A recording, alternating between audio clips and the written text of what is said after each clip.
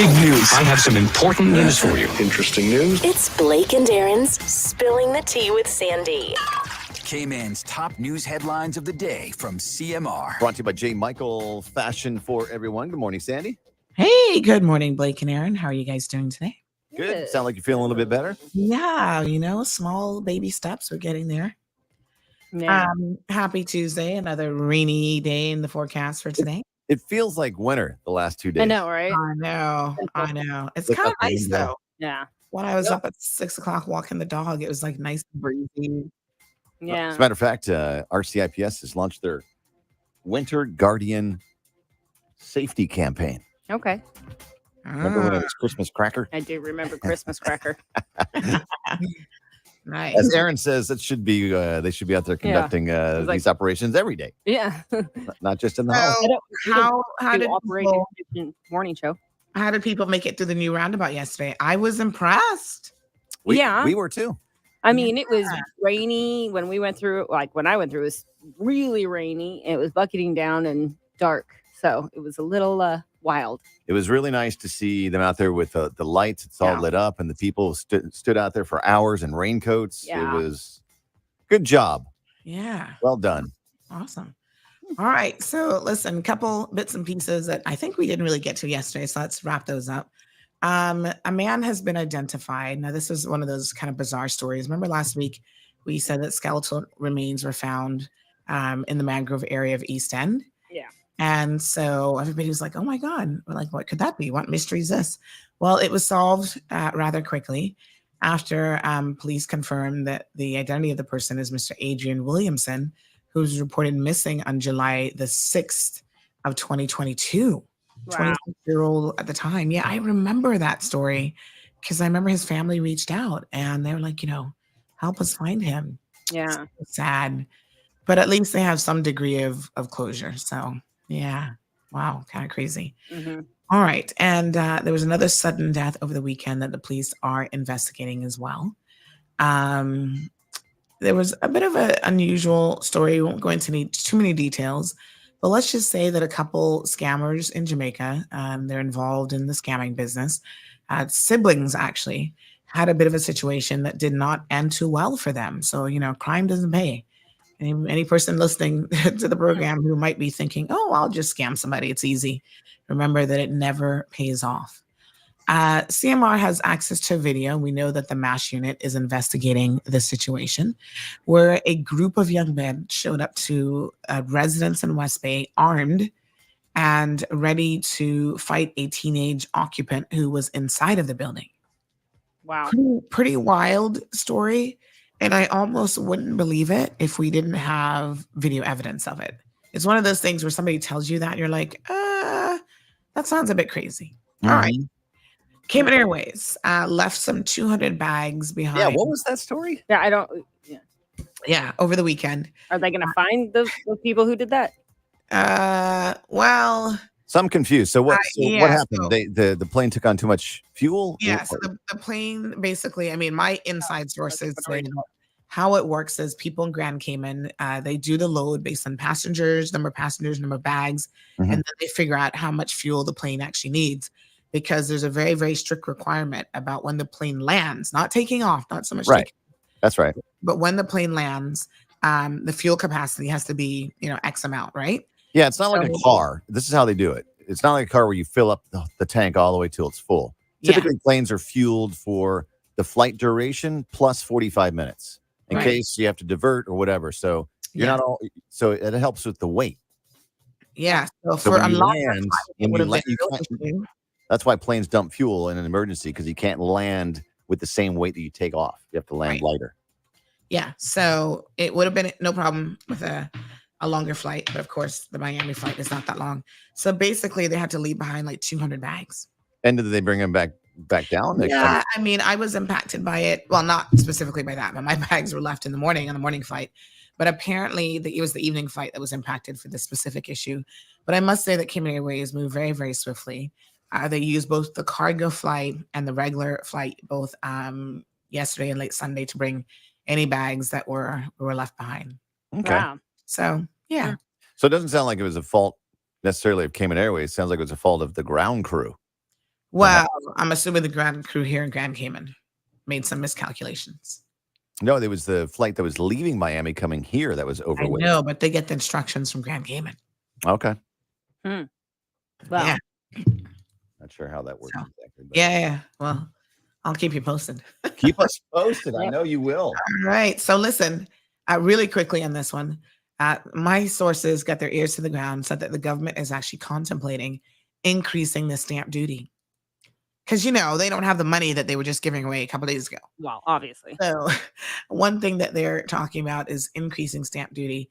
They were it was on the table for upwards of 15%. Wow. Developers and real estate folks were like, what? Are you crazy? And then they're thinking that it'll make us all feel better if they say, well, we won't come for Caymanians yet. We're going to just do it for expats in the rich areas or the rich areas where Caymanians probably are not purchasing property. Wait, what? That's kind of rude. Yeah, I'm going to keep you guys updated on this one because I think Wow. this is backfire. Yeah, that's assuming a lot about your own people. It sure is. That sounds like litigation to me. Yep, I'll keep you posted. All right, right. Sandy. I know you will, and we'll catch you tomorrow for the Wednesday headlines. Have a good one. See you later. All right, folks. Good morning. Happy Tuesday. As I would say, what a hot mess. Let's kick off our Tuesday show. In 4, 3, 2, 1. Bigger, better, bolder. The cold, hard truth is taking talk to the next level. Right here on Bobo 89.1 FM, Cayman's Community Radio. We are still spilling the tea and committed to being part of the change that Cayman so desperately needs. Join Sandy Hill weekdays from 7:30 a.m. for Premier Access, Cayman Voices, Truthful Thursdays, and much more. Cayman's #1 talk show is now bigger, better, bolder, and more than talk. Getting results with hot topics, consumer reports, court exposés, and more. I've come to set the record straight.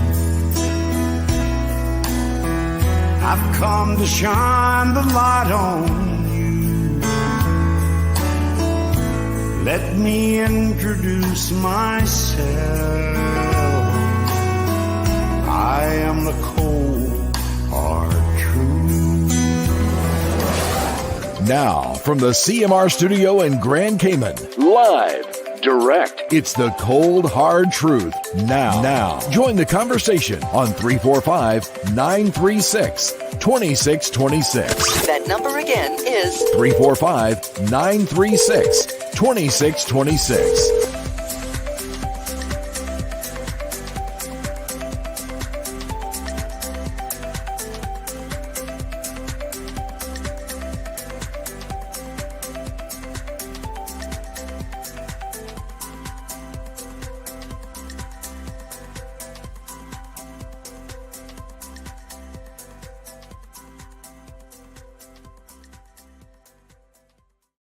How many days do we have left? Hold on. Christmas countdown. We've got 12 days, 16 hours, 22 minutes, and 55 seconds until Christmas. Wow. I don't know what to say, but it's coming. So how are you guys feeling today? Good morning. We are on our regular YouTube channel. We're back up, honey child. Super excited. We're at a YouTube jail, so I've got it on both. Somebody sent me some sauce early in the morning. I've got it on both of our channels this morning, just in case. We'll keep it on the second one for a couple days and then switch that one off. The important thing about the backup channel is that you only use it for backup purposes. Don't use it for regular times, because if you get blocked, then you get blocked on both, which is obviously not what you want to do. So which usual suspects are with me this morning? You guys know the Tuesday routine. Good morning to Vernita, Miss Brenda, Everton, Siobhan, almost 200 people already. Damien is here. Oh my goodness, sorry. Tim, good morning. Saying, is it Stephanie that's using Tim's account? Good morning. Yeah, we've got the video. Don't worry, KK, it's coming up. Don't worry, KK. We're going to talk about that this morning. Good morning to Janae. Damien's in the house saying common sense isn't so common these days. I wonder if it's ever been common, Damien. I'm going to be honest with you. Dean, good morning. Morning to Alice. Irvelin, are you still traveling, Irvelin? Or are you back in Grand Cayman? Patricia's in the house. Good morning to Haley. Damien, we'll talk a bit about that. I think it's worth a discussion. Yep. KK, we're getting there. Good morning to the lovely Sandy. Felicia Rankin is here with us. Miss Juanita, Robert. So many suspects. Oh my gosh, you guys are up bright and early this morning. Good morning to Miss Debbie. Richard Newton joining us from Georgetown, I believe. Cece, Wee Wee, and Diamond Princess. And of course, Irvelin says she's back. Awesome. It would not be a Tuesday without Shamari Scott. So, Shamari, hello. Hello. Good morning. Good morning. Oh my gosh, I love the glasses. Those are so funny. So, for the benefit of our radio listeners, Shamari has on glasses this morning with two little Santas protruding out of the top of the glasses. That is so cute. And I have my yes, his sugar cane, his candy cane necklace. I should get sugar cane. Yeah. Does it light up? Well, my youngest Isaiah had it from last year and left the battery on, so I have to go somewhere to find these small batteries to put back in to get it to light up. But I'll get there. I'll get there. All right. So show me what mug you just used. Well, that was my mug for my water. This one is the Dolphins mug, but we actually played yesterday, Monday night game, late game. Tough game, lost by 1 point, but we're still on top of the AFC East. So we're now 9-4. We have five games left. We're second in the overall AFC, first in the AFC East, which is our conference. So we're still in good place, but this morning isn't as good as other Tuesday mornings would have been. Tell me something. When you lose by 1 point, does that hurt more than losing big? Yeah, I think it does. Especially the way we lost. Yeah. Oh my gosh. Yeah. Sorry to hear that. Yeah, it's all good. We're still winning the Super Bowl. Yes, and we've got lots to celebrate this morning. Some good news, Health City. This is like a feel-good Tuesday right before Christmas. So Medical Rundown Tuesdays, folks. Today we're going to focus on a lot of positivity. Shamari, you guys have been doing some amazing things. I know last week we did a little bit of a recap for what 2023 was looking like for you. And now today we're going to talk a little bit. We've got some wonderful guests waiting in the back studio that we're going to pull in. And we're going to talk about some of them and their stories. Oh, definitely. And, this is our last CMR for the year. So we thought we would go out with a bang. Just speaking about a lot of the positivity that happens based on Health City being here, not only for the local community, but also for those from overseas that happen to be on island or who actually travel in at times for procedures and surgeries. And it's a little bit bittersweet. And I say bittersweet just because the stories that you're going to hear from Kristen, who was a former patient from overseas, as well as Christopher, her husband, are going to be heartwarming. However, Chris Malloy is a Patriots fan, and therefore I'm sure he's going to rub in the fact that the Dolphins lost. So that's what's bitter about it. But what's sweet about it is that we obviously have emergency cases that come to triage. We deal with cardiac, neuro, whether it's neurology or neurosurgery, oncology from a cancer care perspective, orthopedics, and we see a little bit of everything. We see obviously residents that come electively to us, also emergency, and then from overseas we also see patients who come electively on the plane, cruise lines. Sometimes they get off the cruise ship for diagnostics, surgery, as well as the visitors that are on the cruise ship will have an emergent type of situation that they will end up at Health City. So we have various scenarios of patients that come to us, but typically always have good outcomes. Obviously, in not all cases can you have great outcomes, but for the most part, with the team that we have at Health City that would have done thousands of procedures, as well as with the equipment and the way Health City functions, we're one of the top hospitals, not only in this region, but in the world. And we look forward to helping our patients every day. Yeah. And the good news is it doesn't matter whether you're a Dolphins fan or not. They help everybody. Maybe they should sign a waiver. Will you switch over to the Dolphins before we treat you? Oh my gosh. Well, you said Chris is going to have something different to say about that. So let's go ahead and bring in Kristen and her team. Good morning, everyone. Hey, hello. How are you guys doing? Very good, Sandy. Thank you for having us. Yeah, absolutely. I see you got the whole family there. Well, we all love Shamari, and we really feel bad about that. Ooh, that tough loss against the Titans. See, I told you. 1 point. Just one. Oh, my gosh. Unbelievable. Let me be clear. Losing by one is much more brutal than losing by multiples, okay? Yeah, I was kind of wondering.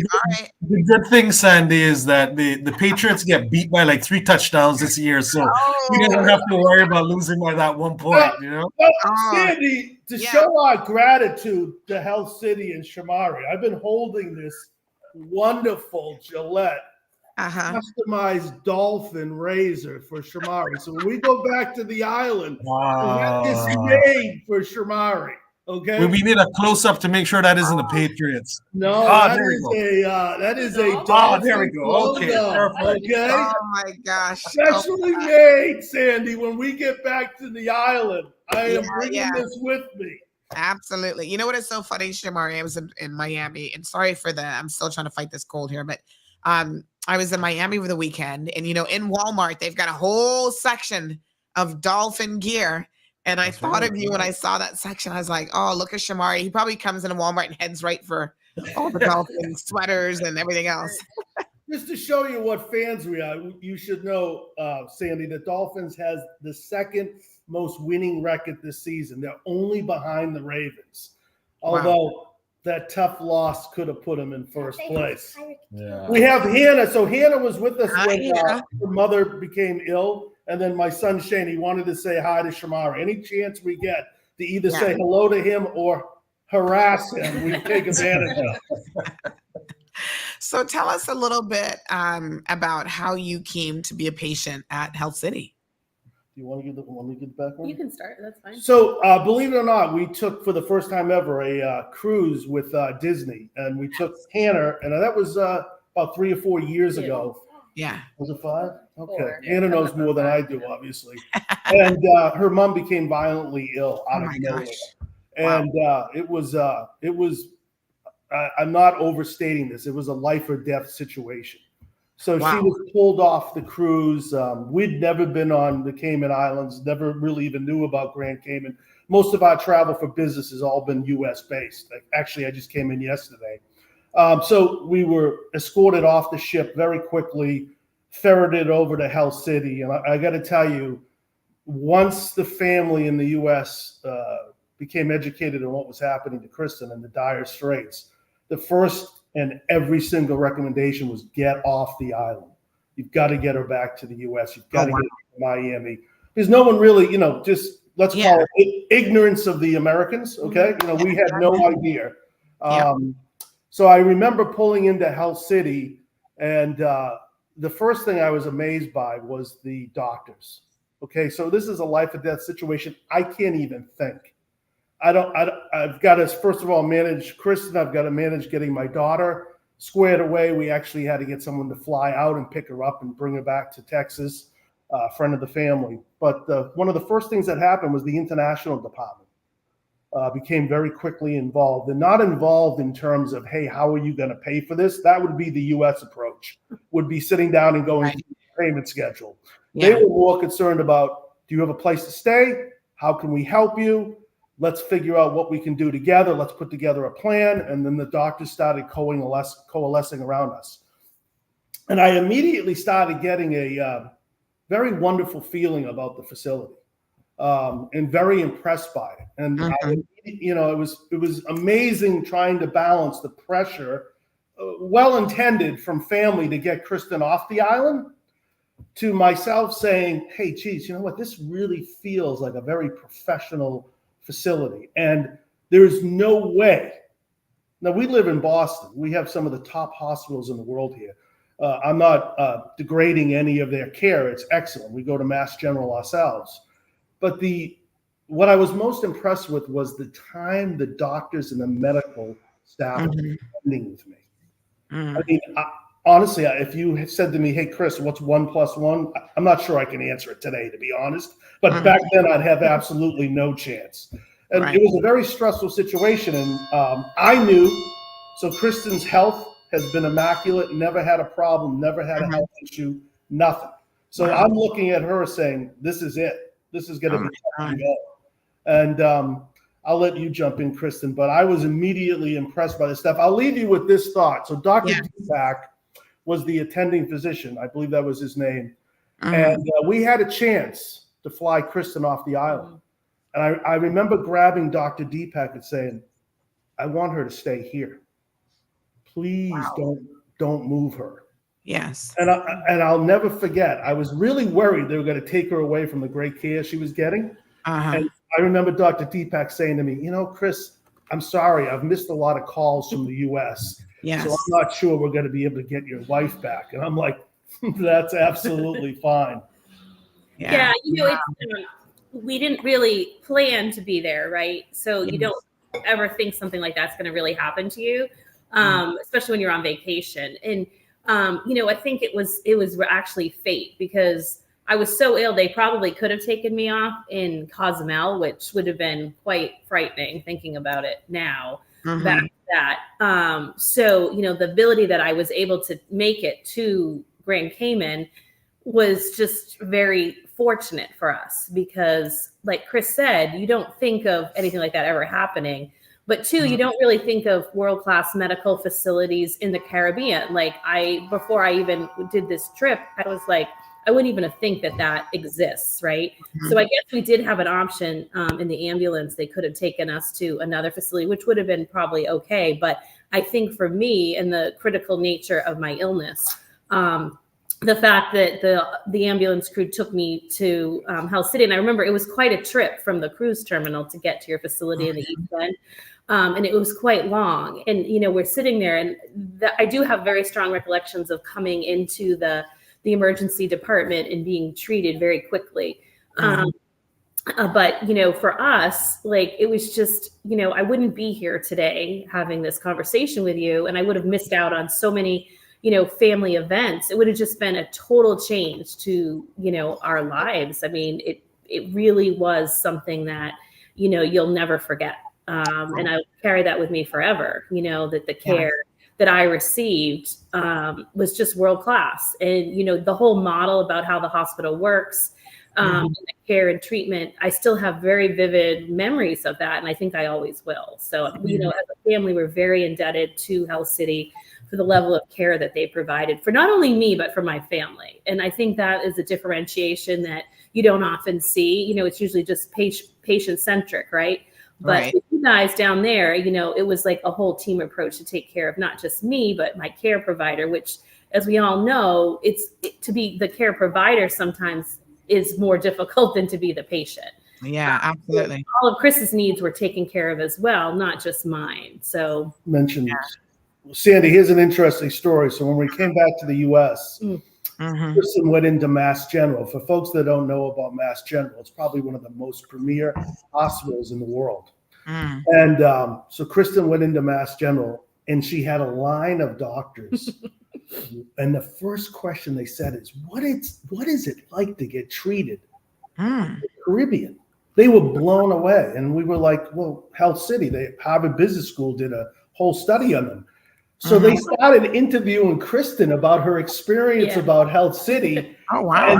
And then the doctors would say, geez, we've read through the records from Health City. They were like blown away. Oh, my God. In terms of, they were like, we are so, because they were ignorant about Health City, but we started directing them to, hey, you should really read about it. You should learn about it.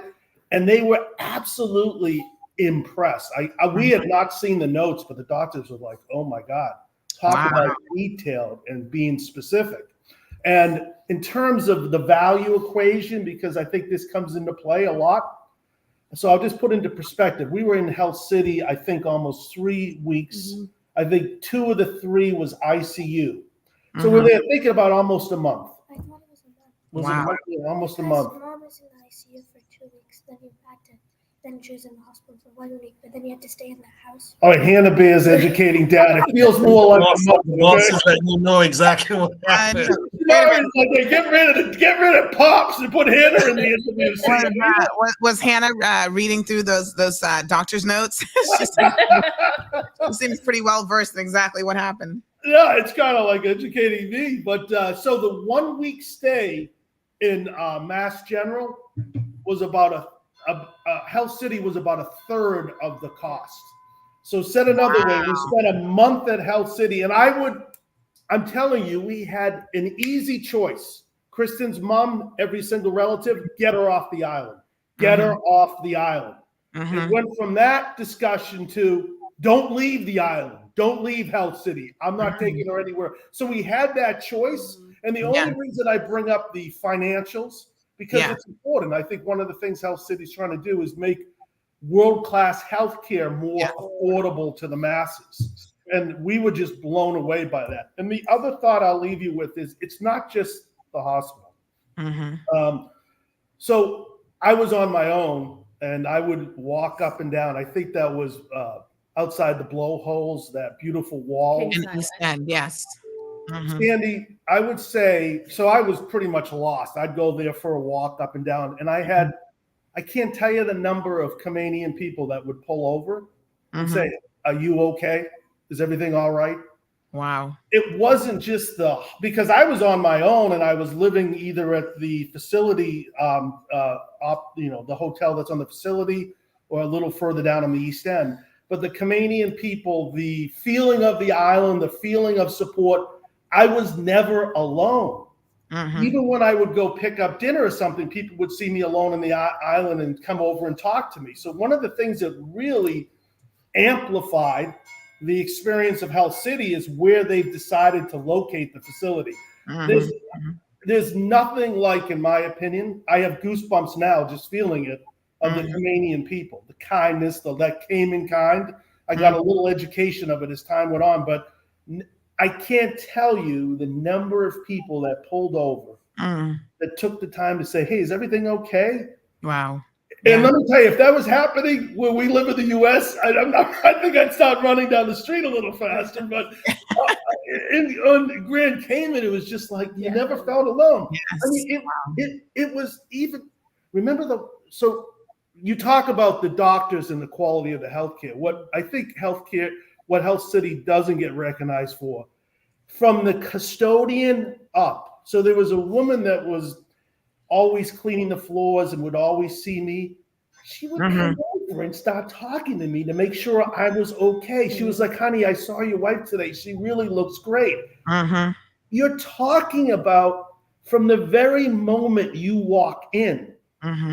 And just that woman coming over to say those words to me. There's not enough money in the world to pay for that. The greeters at the hospital, when you walk in, they typically have a greeter, or at least they did back then.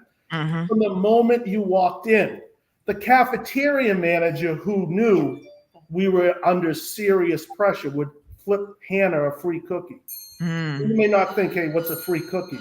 It means a hell of a lot when you're looking at, your wife potentially dying. Right. Wow. So, oh my gosh, what an amazing story. So can we back up a little bit, Kristen, and ask what happened to you? I mean, how did you get so sick on the cruise ship? Yeah, so I had some type of stomach issue that they don't really know. It's interesting what happened to me, like how I became so acutely ill so fast. So they actually, when I came back to the US, they tried to figure out what it was. And even the doctors at Health City, they had to treat me for the symptoms that I had. So I ended up developing what they call primary peritonitis, which is very rare. I guess it's only 5-10% of cases are like that. It usually is some other issue that within your, stomach that causes it. And from there, it just kind of, I had sepsis and some other issues. So like my whole body became affected. So I had surgery there. And then, to treat me, to get me back to a level of health so that I could be well enough to travel home was barely the primary objective. I think they got me a little bit further than that. I mean, I did end up staying an extra week just to make sure I could go back on my own and not like within a health, transport type facility. So like Chris had alluded to, I'd never in my life ever had any type of medical issues like that. And I actually had, infectious disease specialists look at me at Mass General. I was kind of like a case study, and they never really figured out what caused it. And I haven't had any health issues since. So I guess we leave it as fate unknown. But you don't ever really think of something like that happening, especially so far away from home. So, I think it was just very random. It wasn't like I had a heart attack or something that you can concretely say, this is what happened to you. So I think that was part of it too, the great mystery of what caused it. I don't think we'll ever know that. I did have a very positive outcome. Thanks to the interventions that, they were able to give me. I'd been on a cruise ship for, I believe, like 4 days. It would have been the fifth stop or the fifth day of the cruise. So, to be in a confined area like that, it was kind of frightening to think about. You read about it in the paper, right? Patient. And I do believe that, and I won't speak to it, probably Shamari could more, that you do treat quite a few patients that come off cruise ships. So, I was just really lucky that I got sick when I did, and I was able to get off the ship where I did, because I don't think the outcome would have been, very good. Oh my gosh. This is just so amazing. So good morning to everyone. We see some additional people joining on the live stream. Recognizing the amazing work that Health City does. So Marshall, good morning. He's joining us from North Carolina today. Lavana works Cayman Airways. Damien says Dr. Shetty does the most for the poor people in India. Well, apparently Health City is doing a lot for people right here in the Cayman Islands and all over the globe. I mean, this is just such an amazing story, Shamari. Wow. What are the chances? And I mean, obviously, Health City has over 40 hospitals and embedded units in the most populous country in the world.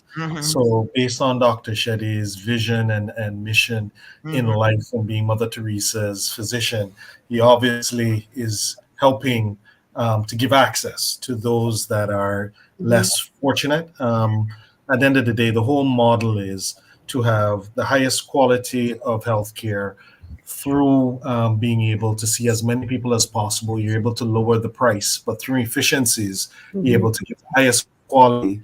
And that's why Harvard Business, would have had, studies about us. Harvard Business Review has written articles about us, as well as even within Harvard, they use it as a case study to show how you can have, obviously, when you go back to marketing 101 and business 101, the higher quality of the product, the more the price.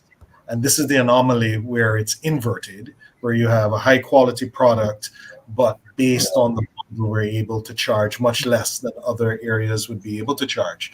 And that's why, we've treated 1,000 impoverished children from across the world, from Kenya to Mongolia, Bolivia, Fiji, all over the world. We've been able to treat through. And right here in the region, I should mention as well, because I can't remember if it was this year or last year, but Shamari reached out to you about the young baby in Jamaica with the heart issue, and who was needing a particular type of medication. Unfortunately, Jamaica didn't even have enough of that medication to sustain that child. And you mentioned that Health City had already stepped up to the plate and offered some assistance. So, I mean, these stories are amazing. Yeah, we've definitely treated children from Jamaica, Trinidad. Quite often we get children. We have an event with the organization in Trinidad to treat Trinidad pediatric patients from a cardiac perspective. St. Lucia, St. Vincent, the list goes on. El Salvador, Honduras. So we've treated from across the world, but that's obviously a part of the mission of why we're here. But outside of that, the amount of lives that we've saved in the Cayman Islands in and of itself. Time is muscle, heart muscle. Time is brain in regards to brain when there's strokes and this. There are many Caymanians and residents across the board who have been saved here. And then obviously an extension of that is the story that we have in front of us, the persons that, were in the right place at the right time, if there's such a thing, that we're able to help to save them when they're here on vacation. As well as we have international patients from the US and Canada that come in for elective care as well. So at the end of the day, we're just trying to help as many people as possible. And I always tell people to watch The Surgeon's Cut on Netflix. So it's a documentary that was done, I think it was the BBC that did it, where they took 4 medical savants across the world, all different areas of the body. And Dr. Shetty was chosen for the heart. So of all of the physicians across the world, Dr. Shetty was chosen to talk about his story, his vision, his mission, and to think we have an extension of that right here in the Cayman Islands, which once again makes Cayman a very special place. Absolutely. So we've got a listener to the program who says the following: Blessed, good morning, San. An amazing story of this couple indeed. Hearing the gentleman speak of his great experience of Caymankind gave me goosebumps. And moreover, thank God she's doing so much better. And thanks so much for our amazing Health City doctors / all. And yes, thank you so much as well for making this story and experience be heard and seen. So such an amazing story, really touching a lot of people this morning. I can imagine, Chris, that you must have been, when we go through difficult times like this, we reflect back on it. And sometimes we kind of wonder how we even got through it. But, just you recognizing and appreciating total strangers were almost sent like angels to just be there when you were here alone and, your wife was in such critical condition. So what an experience. And Sandy, I'll say this again, and a couple key points. One, Health City and the Caymanian people together saved Kristen's life. I don't want to get her emotional, but it's as real for us today as it was. I mean, this is a woman who's never taken a day off of work. Wow. Never been ill. And I'm telling you, she was going. I remember the doctor saying to me, and I said, well, what's the state? Where are we? And he's like, if we can't get her off the ventilator, it doesn't look good. And I was like, what? This is a person who's never been ill. So it's not just the facility. It's the people surrounding the facility. Okay. It all combines together as a package. And the other thing I want folks to know, it's not like we don't have great medical care. I would argue Mass General is a fabulous hospital, one of the best in the world. We are patients there. Yeah. I can tell you when we walked in the Health City's emergency room and then intensive care, I could have breakfast off the floor in the ICU unit. And at Mass General, the big difference with the IC unit is it's standing room only. In Health City, the attention, the care, the custodian tracking me down and talking to me about how well my wife was doing. What? Are you kidding me? This isn't going to happen anywhere else. And I heard Shamari, not that I like to keep tabs on him, but I heard him on the radio one day talking about the impact the hospital has on the local economy and the real estate market. I can tell you as we get older, we start looking for a place outside of the U.S. to spend the winter months. And the number one is the quality of the healthcare. Yes. So, we're not at that point yet, but, I'm looking at all the real estate that's there, or maybe Aruba has a pretty good system. Nothing matches, not only in the Caribbean, Health City, but I can tell you, and all I can say is if I was facing a dire illness, or Kristen was, and we could get to Health City without putting us in a worse condition, I would go there. We would absolutely go there. And we have a choice of 30 minutes down the street, Mass General. Again, it's not a knock on Mass General. It's just to say you have 2 high-quality facilities. But I think the Health City with that unique Cayman kind, I can't state this enough. You're not going to find that anywhere else. And everyone has quality staff. Yeah. But it's Health City's quality staff. No, Sandy, I don't know if you've been in the cafeteria, but the food, Oh yeah. I would say not that I like to eat, but Yeah. You know what is so crazy? I remember the first time, even before I went there, there'd be people on here when Shamari would come on that kept talking about the food, and I'm a foodie. And I'm like, who talks about hospital food? Come on now, this can't be real. So last year I went for full, executive check, and I was there for like 6+ hours, did the whole works. And they were like, yeah, we need to feed you. And I was like, okay. And so I sat down and had with the camera guys, I had some, I think it was breakfast. I was like, oh my God, this is like restaurant style food. It's really good. Oh, so I got why people rave about the food. It was fabulous. It's funny you brought up the executive health check. I think I could be mistaken that you might be raffling 1 or 2 of those away today. Yes. I would like to say if you're getting that executive health care check in the U.S., you better pull out multiple thousands. Yeah. Multiple. Okay. That is, I've almost, because Hannah's dancing and Shane just started college, so it's kind of crazy. But I've actually said, geez, maybe we should fly there and get the executive health check just to get a different point of view. That is the best value. Yeah. Better than the free cookies in the cafeteria for Ian. Yep. All right. So listen, speaking of the executive health check, let's give one of those away now. If you've been paying attention to the show, let me just see what question. Shamari, shall we do where our guests are from? Yeah, that would be a good one. If people have been paying attention. All right. So folks, 936-2626 is the telephone number. If you've been paying attention and you know where they are from, give us a call. Where's my Jeopardy button? I'm sure they can guess from Chris's accent. What accent is that? All right, we got it. We got a caller. Good morning, caller. Morning. Good morning. Are they from Boston? Oh. Ding, ding, ding, ding, ding, ding, ding, ding, ding. Congratulations. I guess that was too easy. Yes, they are indeed from Boston. Yes. Only people from that area would dare cheer for the Patriots. So, Especially this year. I said to Shane, we have to give Shamari some give him some grief, and he's like, I'm not going to this down. All right, give me your first name, and I'm gonna put down the number here. Elizabeth. All right, so Elizabeth, congratulations. You just won this executive health check. Now, Shamari, remind Elizabeth and everybody else listening what's included in the executive health check.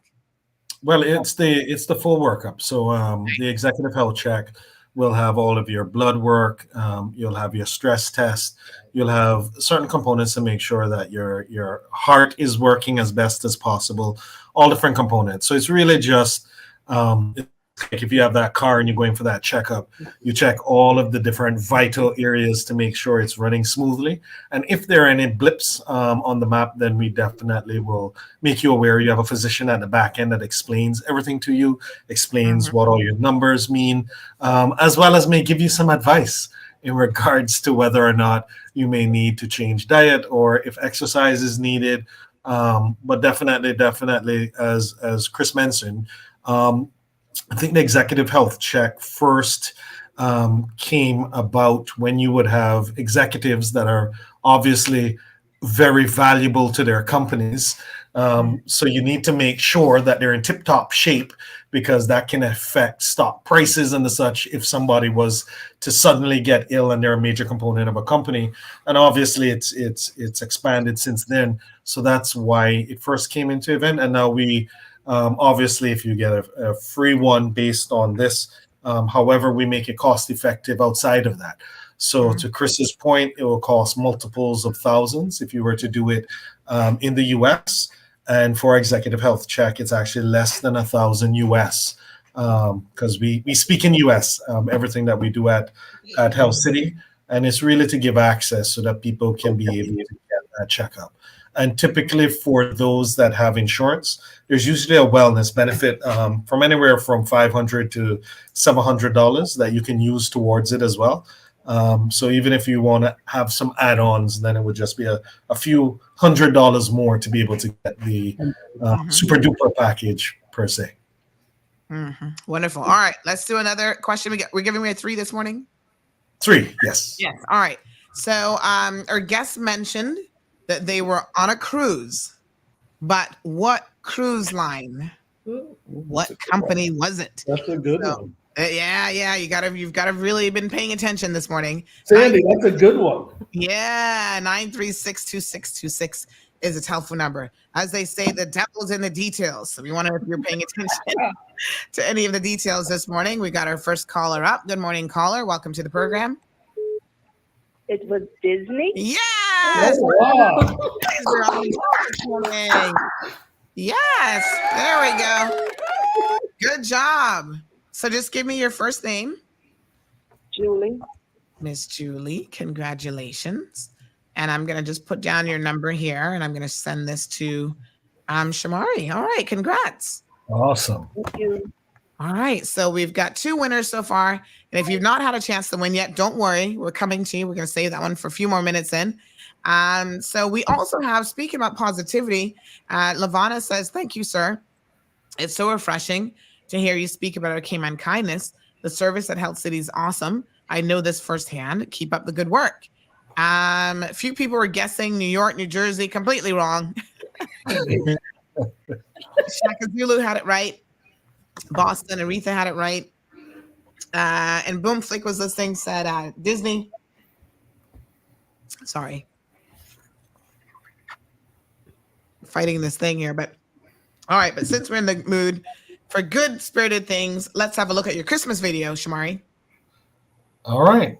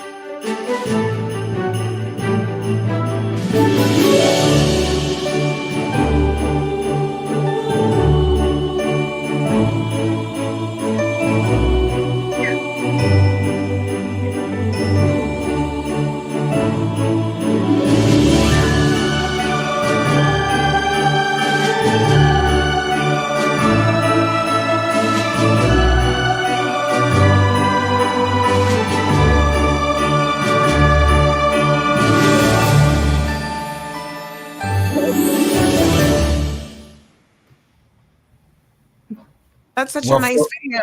Now listen, I'm thinking about what to do for Christmas because I don't really want to cook this year. So whose place should I show up to? So what we did with our Christmas video, Sandy, is for those in Radio Land who wouldn't have been able to see it, is that all the traditional things that we'll do from a Caymanian perspective. We had our physicians, our medical professionals. I'm doing it with notable Caymanians in the community, whether it's the old-time sweeping of the sand in the front yard, the making of the cassava cake, the playing of the gigs. Obviously, you saw the dominoes, the making of the swanky drink. I know a lot of people now, when they hear swank, you think about Mr. Sam Rose and the crew, but the swanky drink, which obviously the name comes from. We had, traditional ways, and sharing of that traditional Christmas meal was the best way we thought that we could actually depict the fact that Health City obviously has been here throughout the year. And this is a way now, outside of during the year, many Caymanians give us gifts of mangoes and rum cakes and cassava cakes as a thank you.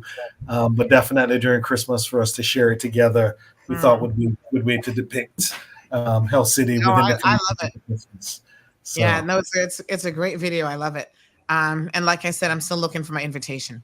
All right, somebody's cooking this year. All right, so let's go ahead and bring Matthew McLaughlin into the program this morning. Good morning, Matthew. We just need you to unmute yourself when you're ready. Hello. Hi, Matthew. How are you?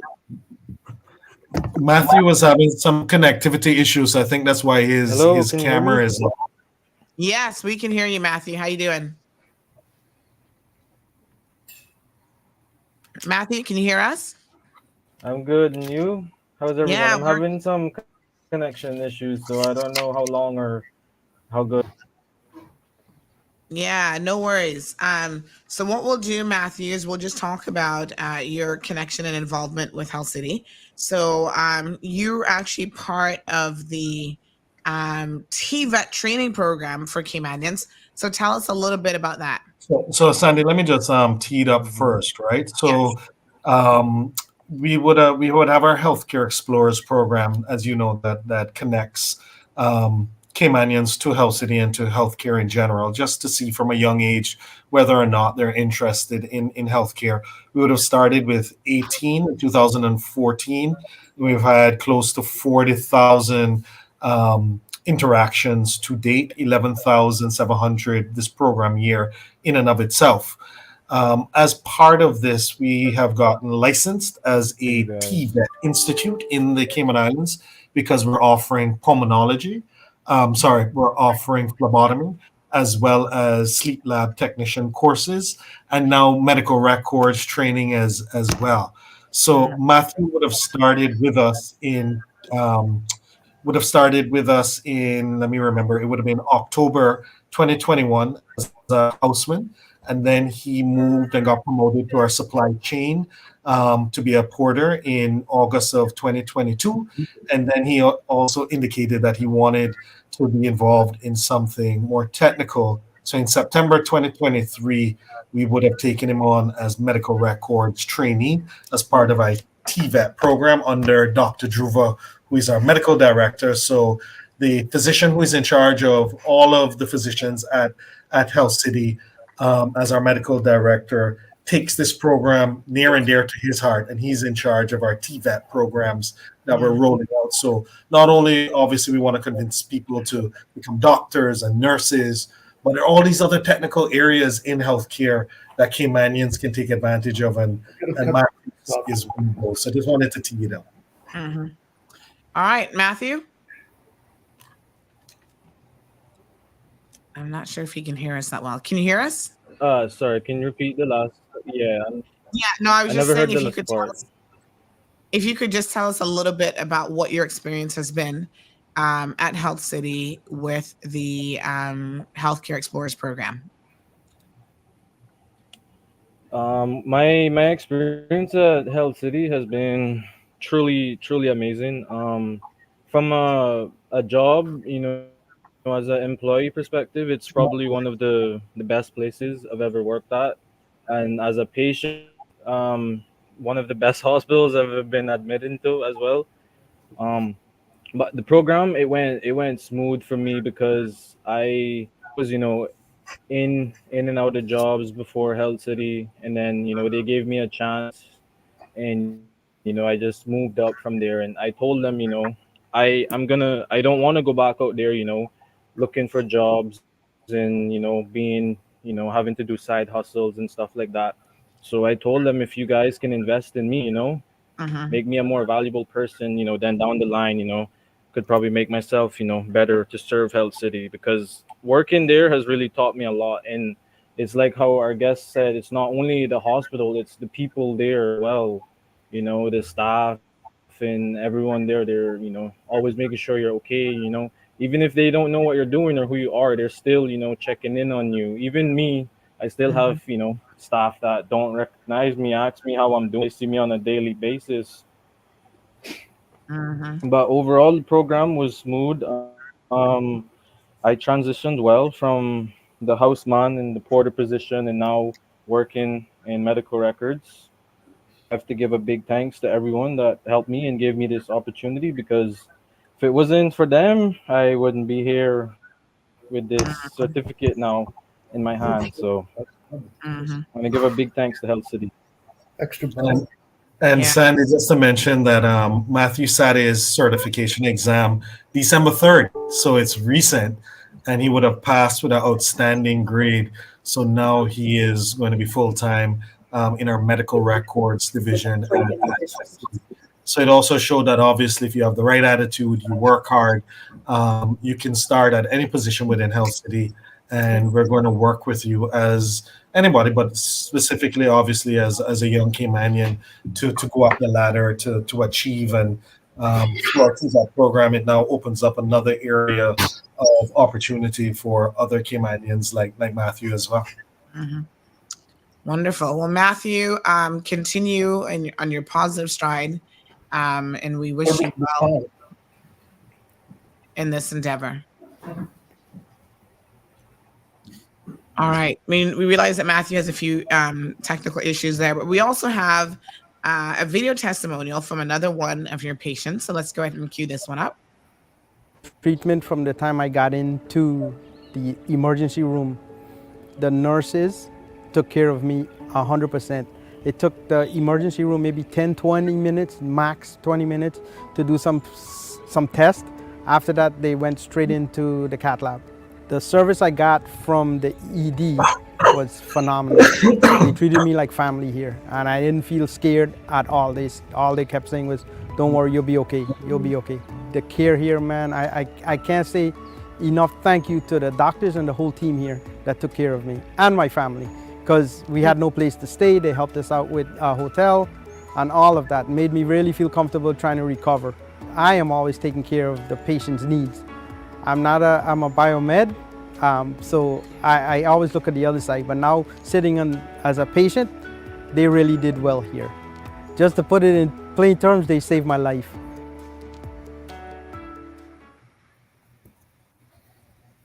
Wow, Shamari. Yeah.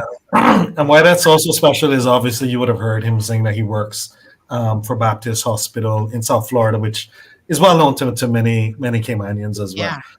So the fact that obviously he's from a medical perspective, Yes. compare us to that, and we would have helped to save his life, and kind of like Kristen's case off the cruise ship. So we worked painstakingly at the beginning to showcase Health City to the various cruise lines so that they understood the quality of what we were offering, as well as obviously from a crew perspective, they're a self-insured company, so they pay for their crew. The cost advantages as well, which we know that obviously the cruise lines would love to see that, but more so that the quality of outcomes. And then they also knew that they have a place that if they have an issue with any of their visitors on their ship in and around our surrounding waters, they can bring them to us or disembark and make sure that the patients will get the best care, especially when time is of the essence. So that was just one case, and that was after the pandemic.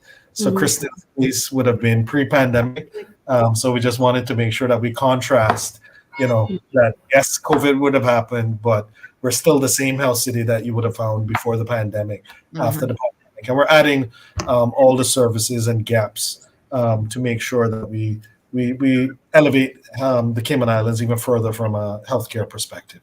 And hey, Shamari, one thing that should be called out, I think Disney especially is very choiceful of where they debark patients. So what we were told by the legal profession and by others that we know that work for Disney, they are extremely choiceful. And there's no way they had other choices to get Kristen off that cruise ship, and they made the choice from a business perspective as well as a health perspective, because there's a lot of litigation could potentially be involved here. Right. They strategically chose, I think I'm saying it appropriately and carefully, but they strategically chose Health City. So they assured me it wasn't by accident. They held Kristen on the ship to get her to Health City. And just a couple other thoughts that just came to mind. I want to just circle back to the executive health check. Anyone on that island and off that island can be treated like an executive because of the affordability of it. And you really want to get out in front of certain things. So we've become much more of a health-centric family after Kristen's experience. But, the only thing I'd call out is don't get tricked by the title executive. Anyone. Yeah. They've made it so darn affordable. Okay. And I think it's funny when I think of Health City, I think it's healthy for the Cayman Islands. And I think, again, it's not just the business model and the care model, but how they I assume Dr. Shetty had many choices to put the hospital across many different opportunities. So I just hope people are connecting the hospital with the population. Yeah. It's a special ingredient, okay? And, Christians receive the best care, but I would argue the care I received outside of that hospital from people I've never met, Cayman Kind does not do it justice. Wow. Truly amazing. All right. We've got one more executive health check to give away. So I think this one, it's not going to be a terribly difficult question, but let's see. All right. So Health City continues to expand their reach in the Cayman Islands, and they have a facility coming up in probably the first quarter of 2024 that is slated to open. So this is going to be a two-part question. The first part is, where is that facility located? And the second part is, there's sort of a part one of the facility that has already opened. What is that facility called? So 2 parts. First one is, where are these two? They're in the same location. So where are they located? One part has already opened earlier in the year, their grand opening ceremony. But I need you to tell me what it's called. You got to call in. I see people WhatsApping and putting in the comment section. 936-2626 is the telephone number. So give us a call if you think you know the answer to this 2-part question. And you will, if you get it correct, you'll win yourself this amazing executive health check. And like I said, I have done it. And the good thing, Chris, you don't have to be an executive to do it, but they sure as heck make you feel like an executive. Yes. They roll out the red carpet. But I got to say, I haven't been prodded and poked so much in my life, but I walked away knowing all of my numbers and knowing exactly what I need to focus on in terms of my health and well-being. So good morning, caller. Good morning. Hi, good morning. Do you have some answers for us? Yes. Okay. Camana Bay. And the second part, what is the other facility that's part of this that has already opened? What's it called? You getting some help in the background? That's her lifeline. I know. She missed. I think she missed out there. All right. 936-2626. Good morning, caller. Good morning. Camana Bay under radiation. I don't know what it's called, but it's for radiation or radioactive. Radiotherapy. Yeah, it is. Yes, it is the Gene Thompson Radiotherapy Center. That's right, Shamari. Yeah. Correct. Yes. All right. So give us your first name. It's Dorothy. Dorothy. Good morning, Miss Dorothy. Morning. Okay. So congratulations, Miss Dorothy. Thank you. You're welcome. That's what I needed. Yeah. Very good. So I have sent your details across to Shamari, and he'll reach out. Him and his team will reach out to everyone. So we have congratulations to Elizabeth, Miss Julie, and Dorothy this morning. Have a good one. Thank you. All righty. So look at that. All the women are on the ball. Where are you guys? Are you guys still sleeping with the men? Well, thank you guys so much. Kristen and Chris and the kids in the background. Well, they're going to come over and say Merry Christmas, and we hope one of these days we can all do this in person. Yeah, we're going to get back in. You got to hold in-person session for you guys. There we go. Would love to. We'll pay our way there. Would love to see everybody in person. But we just wanted to wish everybody a Merry Christmas and thank Health City. I can't state this enough. They saved my wife's life. Yes. Thank you very much. Hannah's mother, Shane's mother's life. And we can never repay that. And not just the hospital, but thank you to all the Canadian people on the island that took the time to check in on a old, fat, American that was totally lost in the island. And I really appreciate folks checking in to make sure I was okay. Ready? Merry Christmas. Merry Christmas. Merry Christmas. Thank you, Health City. Merry Christmas. Have a good one. Bye. Bye. All right, bye-bye. So, folks, that is Hannah, Shane, Chris, and Kristen, all the way from Boston. We appreciate them very much. Shamari, thank you so much for bringing these amazing stories to our listeners. Oh, definitely. And I mean, so Chris has been following us ever since, obviously, that incident would have occurred. So regardless which radio station we're on, Chris always seems to find us. He's a very busy man, busy executive, but he always keeps track of what Health City is doing, and he's going to visit us shortly, and I look forward to seeing him again in person, as well as obviously his lovely wife more than him, and the kids as well, because those Patriots fans, we can only give them but so much love. All right, Shamari, listen, we really appreciate it. So we're going to miss you now until after Christmas. We'll see you in the new year. Yeah, we'll see you February. Oh, February. Oh, my goodness. Yes. Okay. Yes. All right. Very, very good. Merry Christmas, everybody. Happy New Year. And the funny part is when we're off the radio, then everybody is like, when are you coming back on? Oh, we haven't heard you. So yeah, but Sandy will hold it down. Very, very good. Have a good Christmas. All righty. Merry Christmas. All right, folks. What an amazing set of stories there. Congratulations to Mr. Matthew. And by the way, just as a FYI, the Healthcare Explorers program began in June of 2014, and that they had their first class or first intake of 18 students. Since then, they've expanded their educational experience across 39,600 encounters with students in the Cayman Islands, 11,700 plus encounters for this program in this year alone, 2023. All right. So they got program for Caymanian students. They've invested in their Caymanian team members. I know Shamari has an amazing team there with him. One young lady from East End works very, very closely with him. So Matthew, who was on the program, again, as part of the TVET training program for Caymanians, and Health City, I didn't even know this, but they're actually registered by the Education Council as a technical and vocational institution who providing TVET training. So they got to have it together in order to get that level of accreditation from the Education Council. So there you go. I'm doing their part.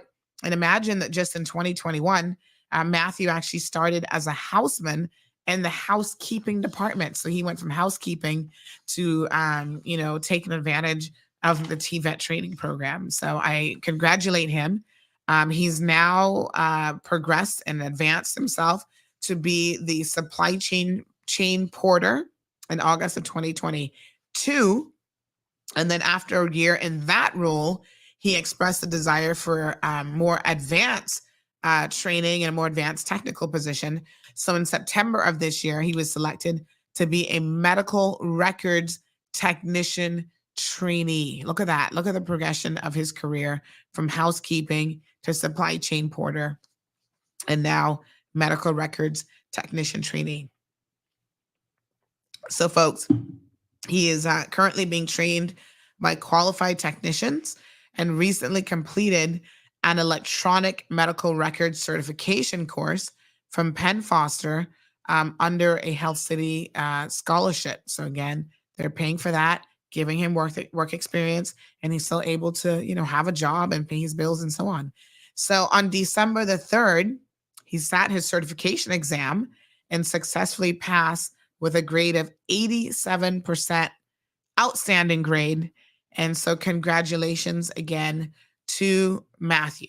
And it says that his training will now focus especially on Health City's policies and procedures as a JCI Enterprise accredited hospital.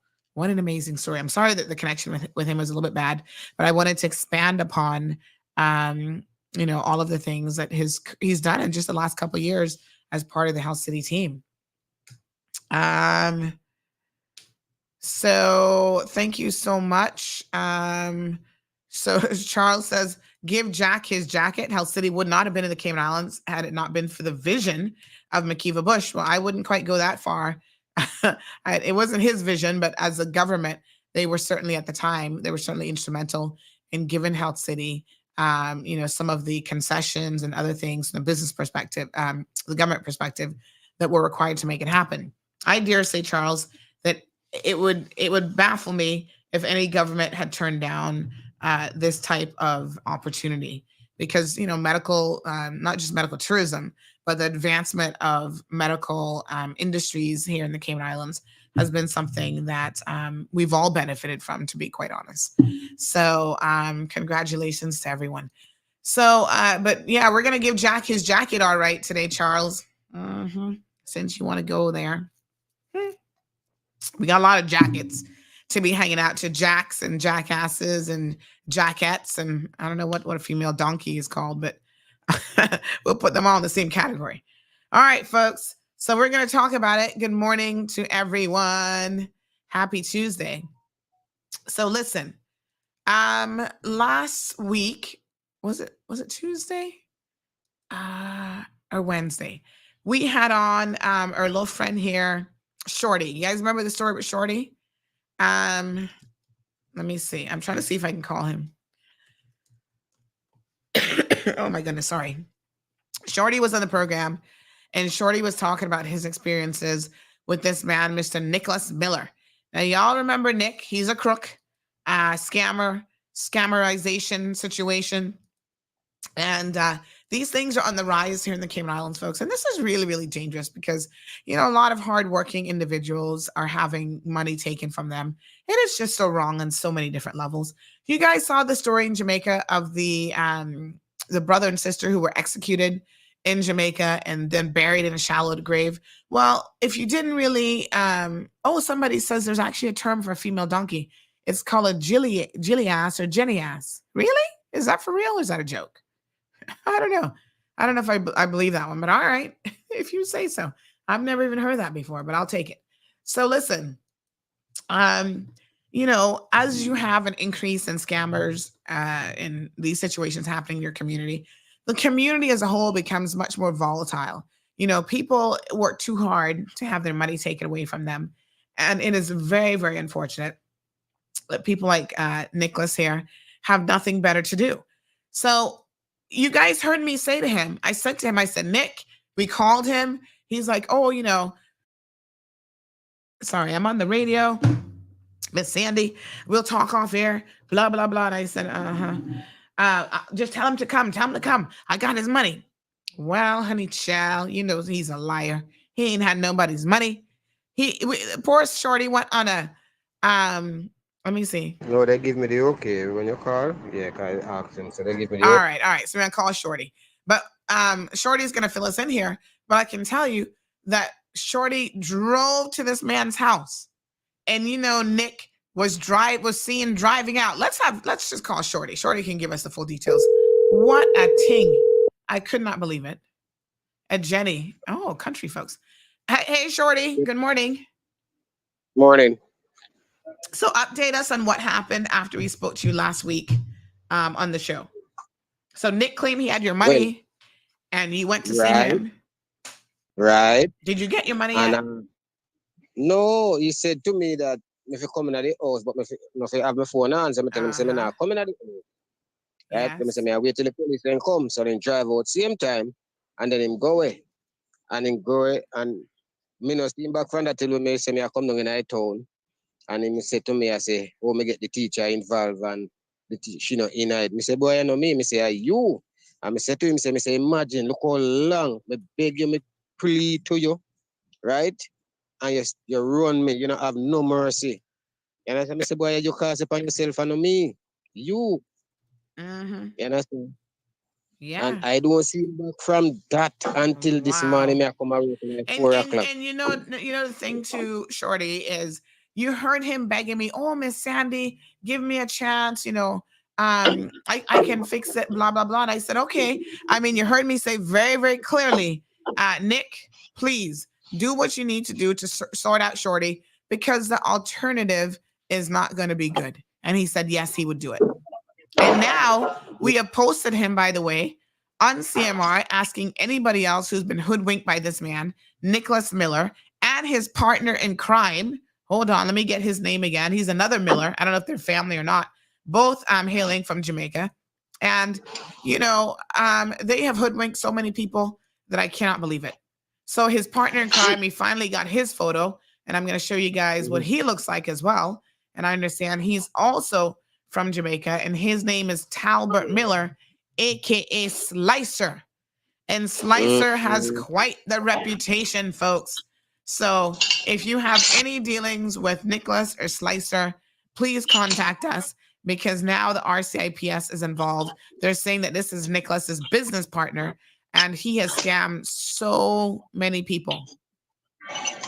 Wow. You see, even one little guy, young guy there, even I'm a boss here about it and telling him to call you and report it, but it's like, you seem so quiet and humble. Yeah. Same thing, taking money for doing permit for his girlfriend and doing the same thing. And he was asking me how me get to know Nick and whatever. You understand? Yeah. Because it was a house, I asked him to rent me. Yeah. No, my sister told him that I need a house, and him saying I have a house, right? And that's how it begin. And at the end of the day, I still not get the house. Nick, I'm go show me a house, send me picture of the house, have my money, and rent out the house and carry me around and style me until this very day. And him have this lady in a voice note that tell me about the house and the tenant and all of that, right? But you see, he was so convincing talking to me, and I tell me, say, boy, him do permit. And he must say, do it through an agency. So I say, all right, being as an agency, we deal with you as an agency, right? Because I do nothing without an agency, right? And then me continue asking for my receipt, and he can't provide me receipt. I ask him till I'm tired, all right? One idea is, you know what? See my call me here now on your house phone. He calling you now. Call him. Really? What is wrong with this man? Yeah. Why doesn't he just pay you and do the right thing? What? Send me the house phone number on WhatsApp. I'm gonna call him. He don't want answers. At the house number, come send it with the address when send to the gentleman at Jamaica when take the money. So that time house number. You understand? Yes. Wow. This morning, me left out so early, cause me left out too early this morning to reach on early. And when me look, me see one car pull up. So me pull up, me walk off of the road and me see him pull over. And I say, him couldn't sleep last night because something the pan in picture come up and my beg me do fi tell you, say, if you take down the picture and wait till him get the money and give me. Me say, brother, you call see, are you call see because the lady I call you and you answer. Say no one go up on the ear. You understand? Wow. Him wicked man can even tell him, say, brother, imagine. You look at me beg you, me plead you, me come at your yard, me sit down at your house, doorway. You what me do and see me. Right? And you know, give me the money. When I time I come down, you tell me, say, you did the vehicle part there. Me have all the video, I say, see vehicle part there. And you see me, I tell me, say, you have me on camera, say, you see me out. Right? Because the same KIV, immediate drive one night time. Say, and girlfriend one. You understand? I'm the right way carry. I'm say, imagine, look when Nika say, there and me the train 2 vehicle there. Right? Me say, me beg, I'm a plea to him, man, Yeah, and he actually had the nerves to ask you why we got the school teacher involved. So that quick, she called him. Wow. Unbelievable. You understand? Yeah. Me there work, I'm say, Nick, give me back my money, but I give me no permit. He might tell me saying there immigration, now we soon call me back. Right? Yeah. He go at one point out tell me, if I go buy a ticket for the girl come up. Come on, tell me now. Suppose me go buy a ticket. What me buy a ticket for? Exactly. Oh, I tell you. And I see him thing into the gentleman. I'm saying all those voice notes. The same thing into the gentleman. If you go buy a ticket, more come up with 20 of them out there and wait. And the man have been calling, and man not get through to him. So the man get in touch with me. Don't know by who. You understand? And send me every details. I guess he asked me all them questions if me send the receipt them to you. Me say, yeah, me send you everything. Yeah, he's trying to cover his tracks now. Of course. Yeah. But remember now, Nick was the same man who, when we first called, was trying to pretend like he didn't know anything about you in relation to no permit. So he's a liar. Yeah, exactly. He might tell us it's about house. Yep. You understand? And that's why I sent to all the information. You understand? Boy. The man lied to me, man. Me said the man hurt me to the bone, man. You understand? Yes. He call me every minute, and then when he realized, boy, I get in tap, call me, my drive past me, avoiding me. And I did told him before, and I said, Nick, here man small and a lot of people know you, which me never know. Right. You understand? The young time I know now, when this go up, me realize a lot of people Nick hurt. Yes. Very unfortunate. And tell me, man, as a big man, me tell me say you're a big man, brother, you know, young boy, you're a big man. Me tell him that even when he talk to me the other day. Me say you're a big man, you know, little boy. Yes. You understand? Yes. And you have this attitude, brother. Me come to you, me beg you, me say, Nick, give me back my money. Mm-hmm. And the thing is everything is boy, Monday me go back in the half when me go have me collect money. Monday. There's no other SDA in the week. I pay Monday, Nick tell you. And somebody else said the same thing. The lady with the rental that he owes rent money to said the same thing. He seems to like to tell people Monday. Right. I don't know what it is about a Monday, but anyway. Well, thank you for the update, my dear. And I'm asking anybody else who's had any dealings. Quite a few have already come forward with Nicholas. We're going to now try to escalate this matter with the RCIPS on behalf of the people who've been scammed by him. So please reach out. All right. May I say the guy, you know, Yes. and they are working, you know, and you know if we talk. So let me get him, me call him. Me call him back. Okay, there. All right, All right. good. All right. So Nicholas or this other fellow here, folks, if you know either one of them, and we've got all kind of pictures of Nicholas from parties, his eyes look blaze up where he was having a good time. Listen, we need to deal with Nicholas and this other guy here, Mr. Talbot. Sorry, Talbot Miller. Because apparently Talbot Miller is going around showing this business license. Let me just take a quick break, folks, to get my throat lozenges. I'll be right back and we'll discuss the situation some more.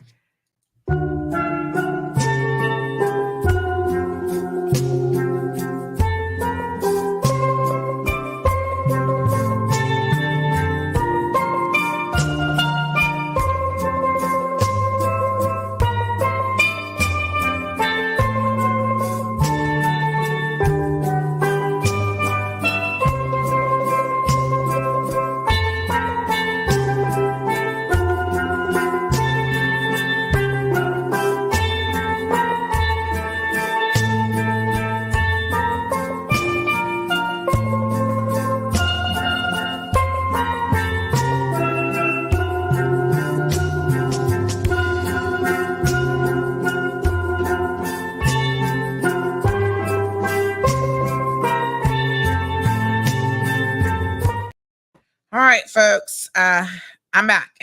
My apologies for that. So Talbot Miller goes around showing this business license to people, claiming that, and this is what people have said to us, that he has work for you. So this is the MO that he uses, and he shows people this to try to convince them that he has legitimate work. So they say this is a document that he be using, telling people he has jobs and that he deserves whatever he gets.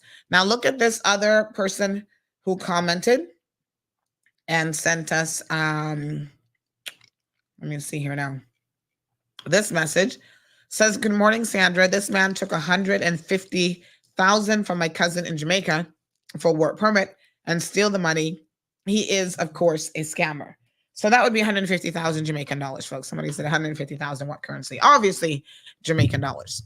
So this is exactly what this man has been up to. So I'm taking all of your names and contact information. People have had husbands, friends, all sorts of people scammed by this man. So again, if you're one of those victims, please reach out. You have to stand up for yourself at a time like this, because if you don't, unfortunately, this allows people like him to continue to get away with it. And, like I said, the reality is, folks, when you scam people, you're not likely to end up in a good situation. Cayman is probably one of the few places in the world where you can continue to scam people and get away with it. Everywhere else, there'd be some kind of price to pay. You'd be in jail. You'd be facing some serious consequences on the streets, and so on and so forth. And we don't have to look very far, again, to see how scammers are treated even when they're part of the criminal element and they double cross each other and they do all this sorts of stuff, just like what happened to this brother and sister team in Jamaica. Unfortunately for them, their criminal ways actually caught up with them, and it ended and both of their lives been taken prematurely. You see? Look at these young people. Young, had their entire lives ahead of them, but want to be gangsters. And, when you engage in that kind of lifestyle, the outcome can only be one of two things: jail time or death. And unfortunately for these two, they were both killed execution style in Jamaica. You guys might have seen this story. And there was an actual viral video, quite shockingly enough, that was being circulated. And not just a viral video, but also there was a voice note, I'm told, of the guy who was ordering the hit and who was planning it, telling them exactly what they needed to do. He's like, we want him killed, and this is what you must do, and this is how you throw the bodies in the grave. And there's no loyalty or respect amongst criminals. So 20-year-old Carrick Moody and Kenesha Moody, who was 22 years old, of Grange Hill, Westmoreland, reportedly killed over money gained through scamming. Their mother, Stacey Edwards, told the Jamaican Observer that based on a voice note, the two were killed because of their involvement in scamming, and they reportedly tried to cut their boss out of money earned. My God. No, sir. Miss Stacey, do you have the voice note? I think she was the one telling me about the voice note. But yes, it's just shocking and unbelievable. So in 2021, Kenesha was charged with her involvement in the Kings Valley gang after she was found with ammunition in her purse. And she was said to be the girlfriend of gang leader Derville Williams. So there you go. Or meth. The mother claims that she tried to get her children to live life as law-abiding citizens, but they chose to follow an illegal path. What a hot mess.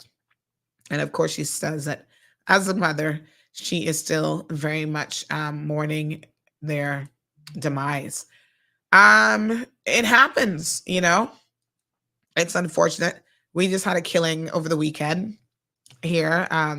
Miss Bonnie is a fan of the program, and we really love and care for Miss Bonnie. But I mean, if we had to be honest, a lot of people, unfortunately, are going to say that the young man, which was her son, that was brutally murdered this weekend, was also involved in criminality and in and out of Northwood Prison and in and out of all sorts of stuff. So it might not have come as quite a surprise to a lot of people who are in those particular circles. Having said that, murder is murder, and we pray for justice for Miss Bonnie and her family. One person has already been arrested in relation to this murder. Let me see if we have a name as yet. But we do want to express our condolences. So we understand that one person was arrested, and then we have two more that they're potentially looking for. So what a hot mess, honey child. Oh my gosh. Yasmin, it says, what a mess. He is a Monday man. If I laugh, I dead real teeth. Yep. That's Mr. Nicholas. All right. And I can't believe that he keeps trying to convince, this gentleman. He's telling him, tell me to take the video down or take down the social media post. I was like, listen, did you guys hear the show last week? I think I gave the man fair notice. I said to him, sir, please settle the debt with this man, because the alternative is that you're going to go viral. I told him. Did I not warn him? I gave the man more than ample notice. What did he do? Well, he chose to ignore me and ignore this, make the man come to his house, and he drove out of his house and left the man sitting there waiting for the money. So you know what? So be it. I don't know what else to say. We give you an opportunity to do the right thing. You still refuse to do the right thing. What do you expect is going to happen? These people are just messy. They are beyond messy. So now that he's posted on social media, he's all up in his feelings. And, you know, I don't know what to say. But I tell you what, at the end of the day, there's only so much talking that you can do and so much, you know, scamming that you can allow to happen to good people. Ay. I tell you, what a mess. 936, folks, 2626 is the telephone number. Feel free to call into the program. As you can see, I'm still fighting this. It's a lot of head congestion, and yeah, it's still giving me some licks. But I'm gonna go down fighting, honey child. Oh my goodness. Having my Theraflu and some water this morning. Trying to see what we can do, if anything. We'll get there. We'll get there. Okay, let me just see here. Thank you so much. Oh, honey child. Just reading some of your notes here. Okay. Yes. All right. Okay. So thank you guys very, very much for all the tips that you sent in. So yeah, a lot of people giving me all their home remedies, and I do appreciate it so much. Thank you very, very much. Like I said, I kind of find that a lot of times you just gotta let these things run their course. I mean, you know, once it's full blown, all you can do is kind of manage the symptoms from there. And hope that it doesn't last too long. And thank you to Miss Facey from the Savannah, what's it called? The Savannah Pharmacy. She's always on the lookout, and she always gives me good tips on exactly what it is I need to do.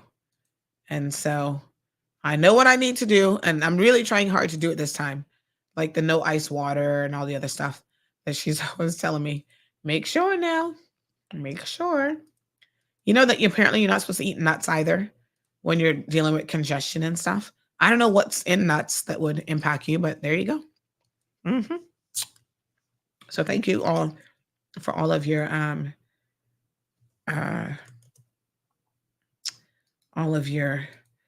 messages. All right, we're gonna see if Kevin. Apparently, there's one bad word in this. I'm gonna see if Kevin can clean this up for me. Bleep out the bad word. Okay, because remember it's for radio. All right. So someone says the Ricola lemon mint sugar-free. I actually just put one of those in my mouth. That's why you kind of hear me. This one is the I got a lot of Ricola here. This particular one, which one is this one? This is the lemon citron lemon or something.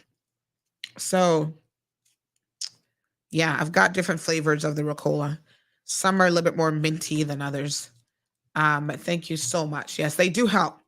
I find that when a coughing fit starts, they do help a lot. So someone says you need a diffuser with some eucalyptus oil in it and put it in your office to clear the congestion. Thank you. Good morning, caller. Welcome to the program. Okay. So somebody mentioned, who's Dave Robinson? He's another scammer? Oh, Lord have mercy. There's so many of them. And the house number 939-1278. That's his house number. 939-1278. Let's see. Well, we know he's not going to answer anymore. This guy, really something special. Wow. Unbelievable. I'm going to let you listen to the message from this morning and see what you guys think. Uh-huh.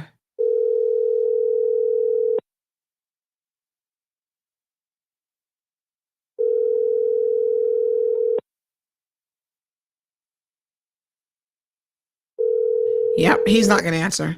All right, so listen to this other voice note, folks. This again was from Shorty. At 4:47 this morning, he must have been getting ready for work.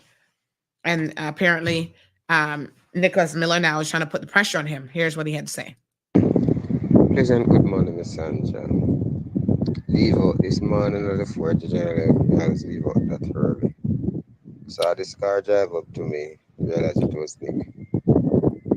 No, you what Nick really come and say to me, Miss Sandra. We must tell you if you take it down. I can't sleep. Eh? So me say, after all you do me talk to you, me beg me plead. Right? Me say, you can't see. You understand? I have no powers to tell you if you take it down because he has to face the fact. I say I want to work and he can't because you don't want the lady to find out. You understand? So, I don't know when I come to me with this man, I tell me if you tell you if you take it down. You understand? Saying sleep last night and he can't sleep. You understand? I have no power to do that in because it is pretty bad all the night hard. You must face some consequence and I see it. Still not give me money. He want me say, he not have no money. I mean, tell him, say, look on the amount of time you tell me say you do big contract. And get no money. Folks, lying does not pay. So Nick was always bragging about he had big contracts, he had this, he had that, whatever. And look now, what is the situation?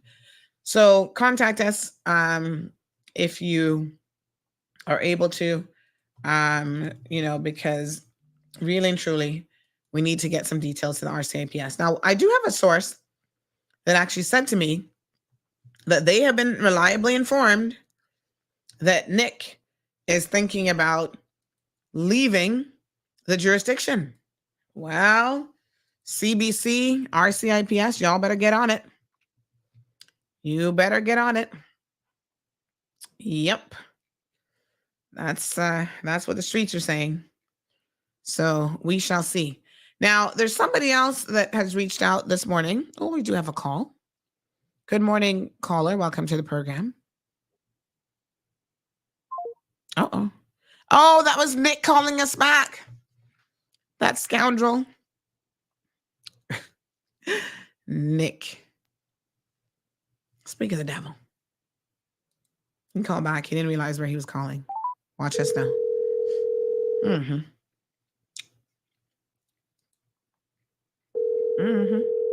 Answer the phone, Nick. Be a man about it.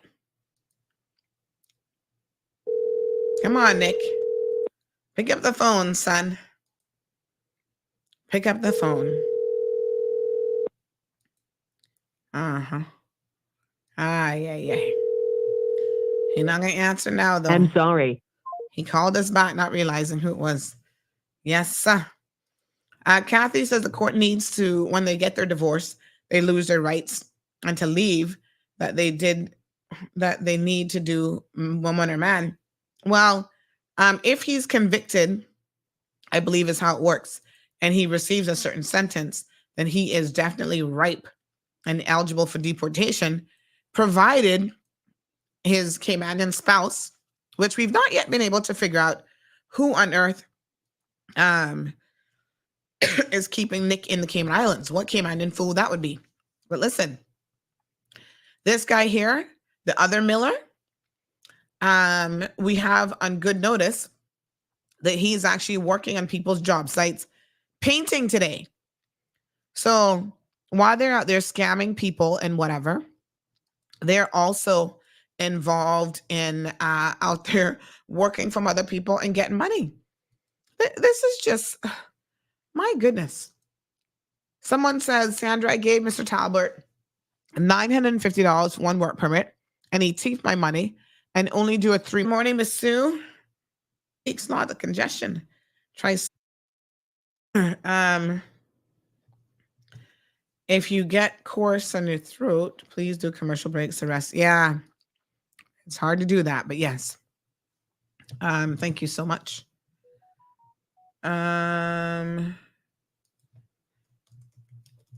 Okay, let's try another call this morning. Hold on. Let's see if we can reach another scammer.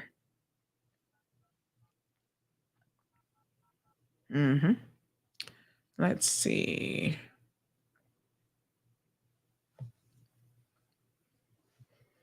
What a hot mess. Honey child.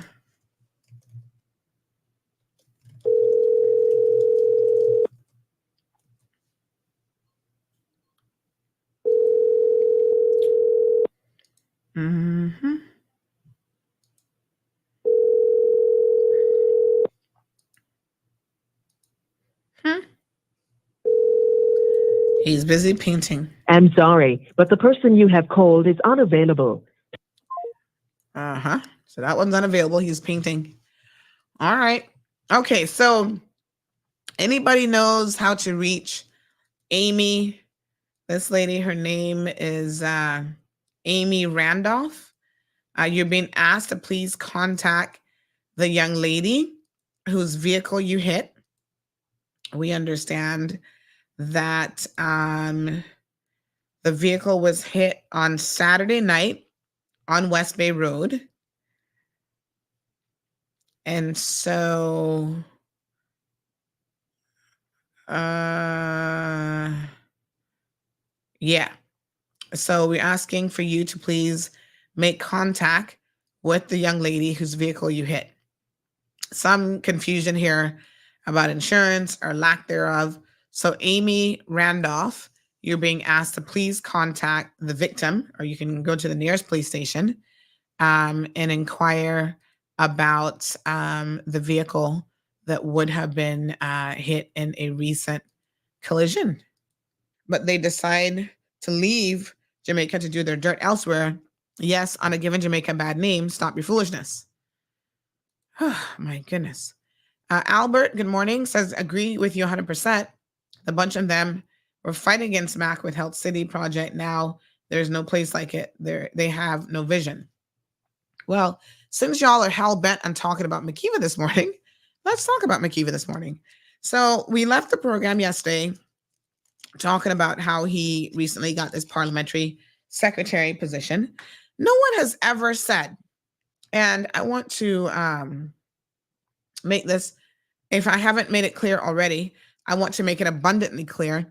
No one has ever said that in the 45 years that McKeever has been in public office, that he's not done some things to benefit this country. My God, I would dare say that it would be impossible to be in public office for 45 years and not have done something right. However, despite that, his bad behavior will ultimately overshadow all of the good that he did. Because it appears to me that every time he was doing good over here, it was because he was getting a kickback in some other area, or he was getting some sort of additional benefit. Need we remind you, in his own words, there are documents that demonstrate, is this a letter? Right here with his signature on it, that he was getting a payout. My apologies, of over $700,000. Because way back in 2004, I think, or something, his cabinet was approving something for this what was his name? Stanley Thomas developer guy. So let's be very, very clear. This man isn't doing it or doing things just because he feels like, oh, this is my job and I should be doing the right thing for the people of the Cayman Islands. You need to explain the failure of the Cayman Bank, of all these other things that he has done. I'm just saying. So Charles says, don't forget Kurt was in office for 45 years and he did nothing at all. Well, we also don't have any concrete evidence of Kurt being corrupt like McKeeva Bush and assaulting people. And now in court, again, he's already been convicted. Kurt Tibbetts has never been convicted in the court of law. He has not been sentenced to jail time and all this other stuff. So y'all can sit here and defend McKeeva as much as you want. But his track record, unfortunately for him, is pretty crystal clear. Right? He has been caught in dead lies. He's caught having Mr. Parchment lie for him in relation to that situation. Go back through your archives and have a look. Who else in this country has ever done that? Show me what other person in this country, I don't care how long they've been in political office, was arrested as premier, has a conviction, has now been charged on multiple counts relating to multiple different things. Nobody else in the history of politics in the Cayman Islands has had the kind of record that McKeeva Bush has had. So you can be a McKeeva fan all you want, but you have got to be objective. Right? So Rough Seas says you can't single out Big Mac for doing that.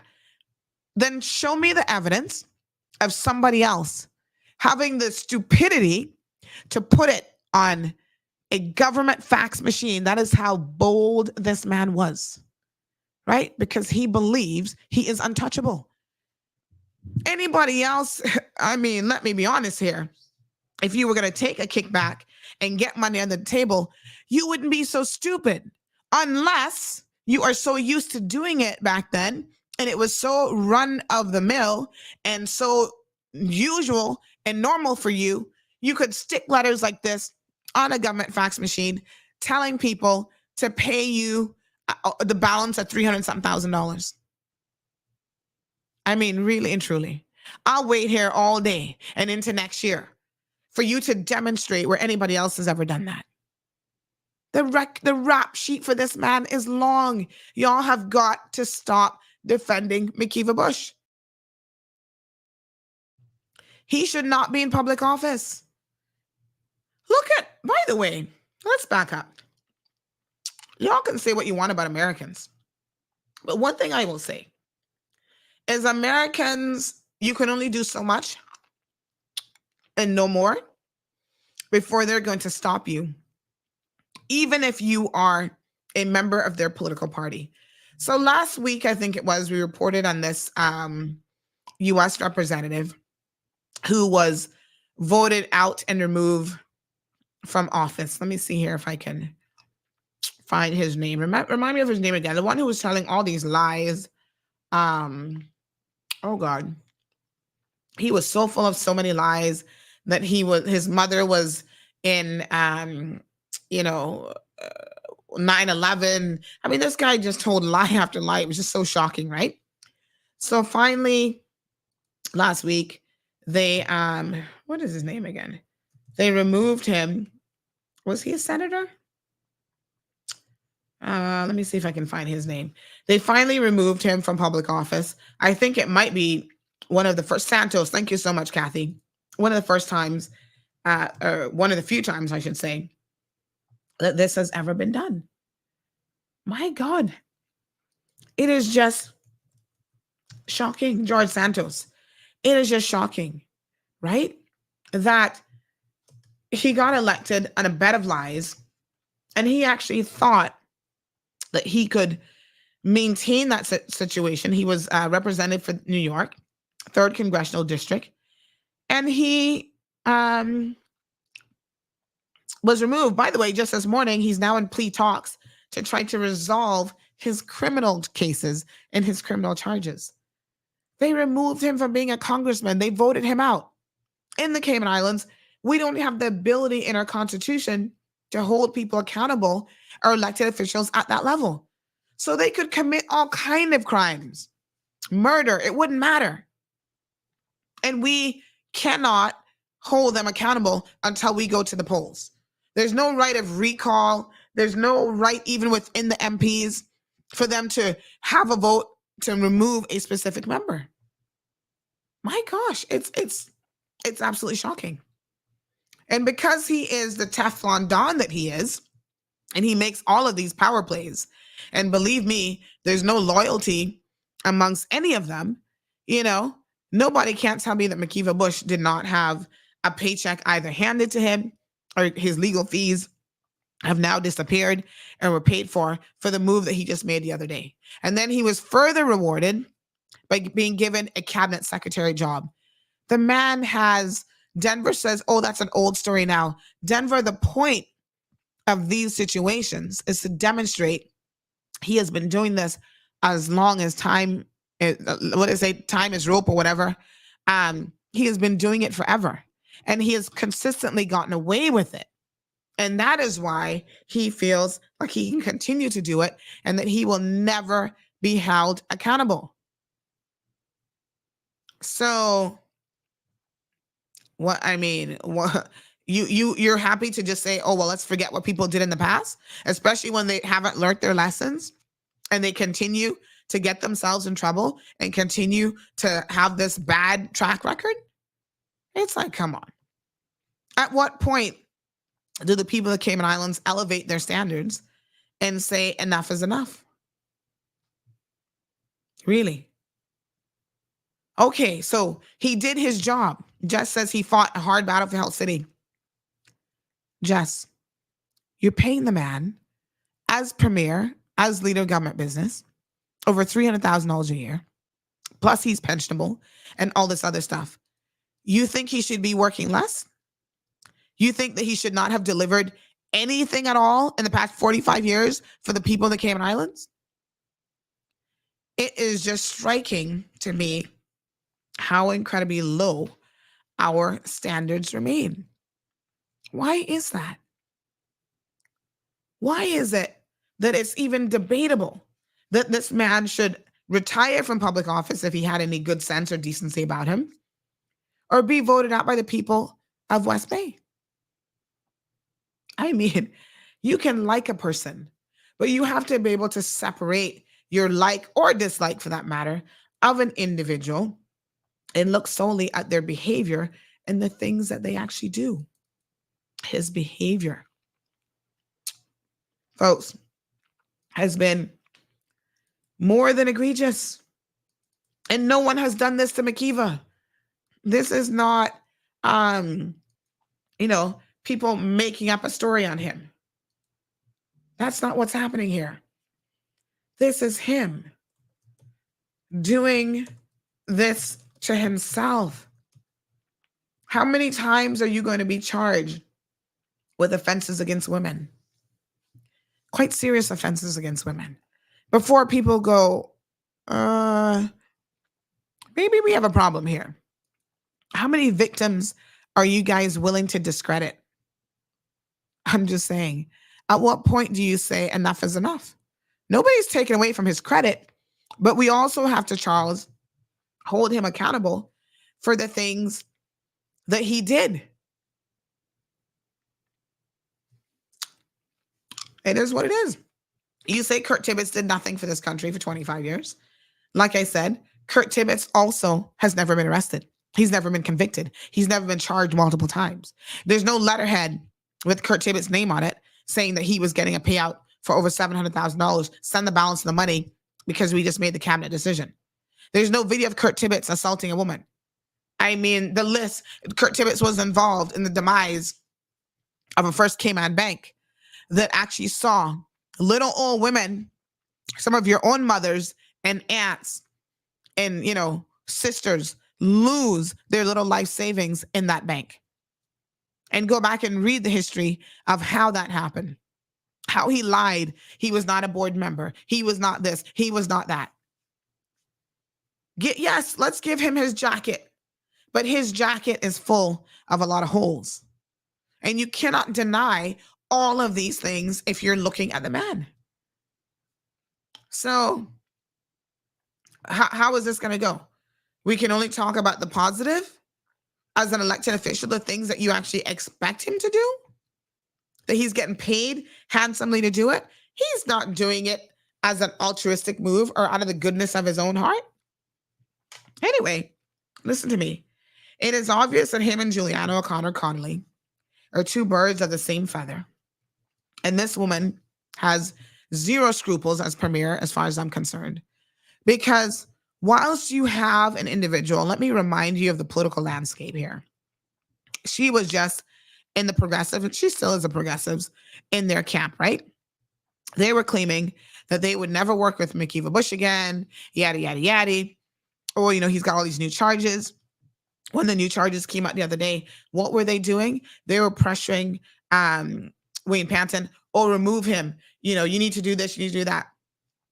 In fact, the truth of the matter is, say what you want about Wayne Panton, but he's the only person that has held any of these MPs accountable, from Bernie Bush to McKeeva Bush to Chris Saunders.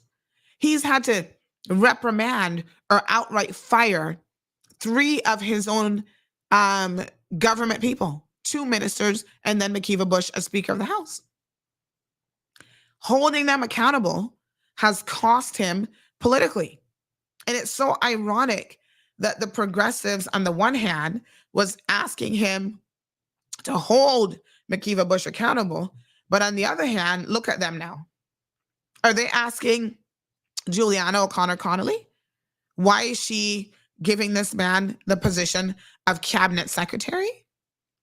We don't have to go that far back in the video archives to see the video, right, of Mr. McTaggart claiming that you need to do something about McKeeva Bush. He should not be in the position of speaker. But is it okay then for him to be in the position as a parliamentary secretary and literally sitting adjacent to people in cabinet?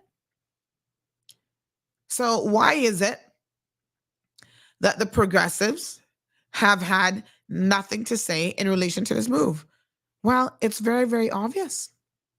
They haven't had anything to say because them and Juliana O'Connor Connolly have a very cushy relationship. They're all the same peas in a pod. And they, again, are people with no morality, no scruples. They just don't care. And this was about them trying to get back in power. It's not about real accountability. Right? So I'm trying to go back to the video here where we can see their calls for the premier to do something about McKeeva Bush. Good morning.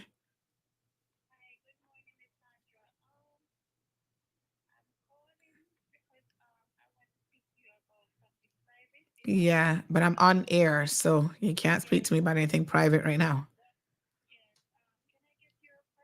This is it, but I'm actually on air, so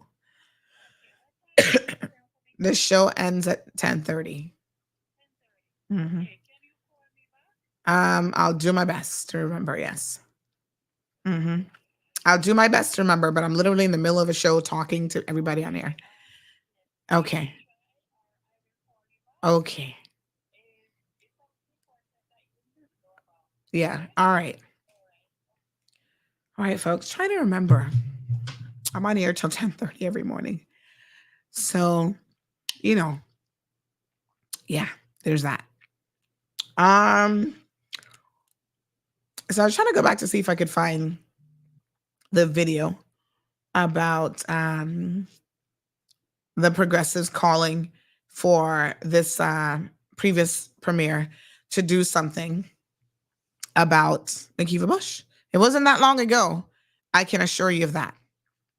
In any event, clearly they now are not making those same calls. So this was, let me see. Mm-hmm.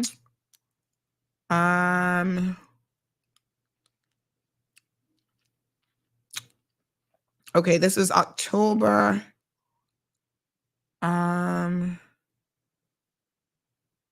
Yes, okay. Here we go. This was October of last year when he stepped down, and this is a statement from the progressives. You see, I have to remind you all of these things because it strikes me as interesting that you appear to have pretty conveniently short memories, right? And, I like to also be reminded of exactly what people are saying and when they were saying it. So here we have a letter from the Progressives, October of last year, where they were saying, and this was after Mr. Bush was forced to resign from the position of Speaker. They were saying, oh, we were heartened this morning to learn that Mr. Bush has finally done the right thing and vacated the Speaker's chair. And they're claiming it's because of them putting pressure on, the powers that be. This is why this came about.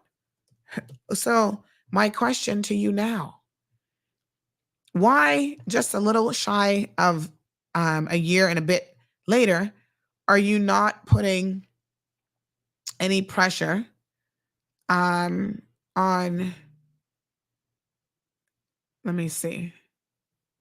Why are you not putting any pressure on the situation? In fact, in September of 2022, the leader of the opposition, Honorable Roy McTaggart, said that I have today filed in Parliament a motion of lack of confidence in the Speaker, the Honorable McKeeva Bush. It has become increasingly obvious to me that over the past week, despite his letter demanding the resignation of the Honorable McKeeva Bush as Speaker, the Premier does not appear to have any intention of acting to ensure the removal of Mr. Bush from the post. So this wasn't exactly accurate. What this was all about, folks, is that McKeeva Bush, although he was on a sinking ship, he was still doing his best to maintain his position. So even though he was on his way out, he was making demands of he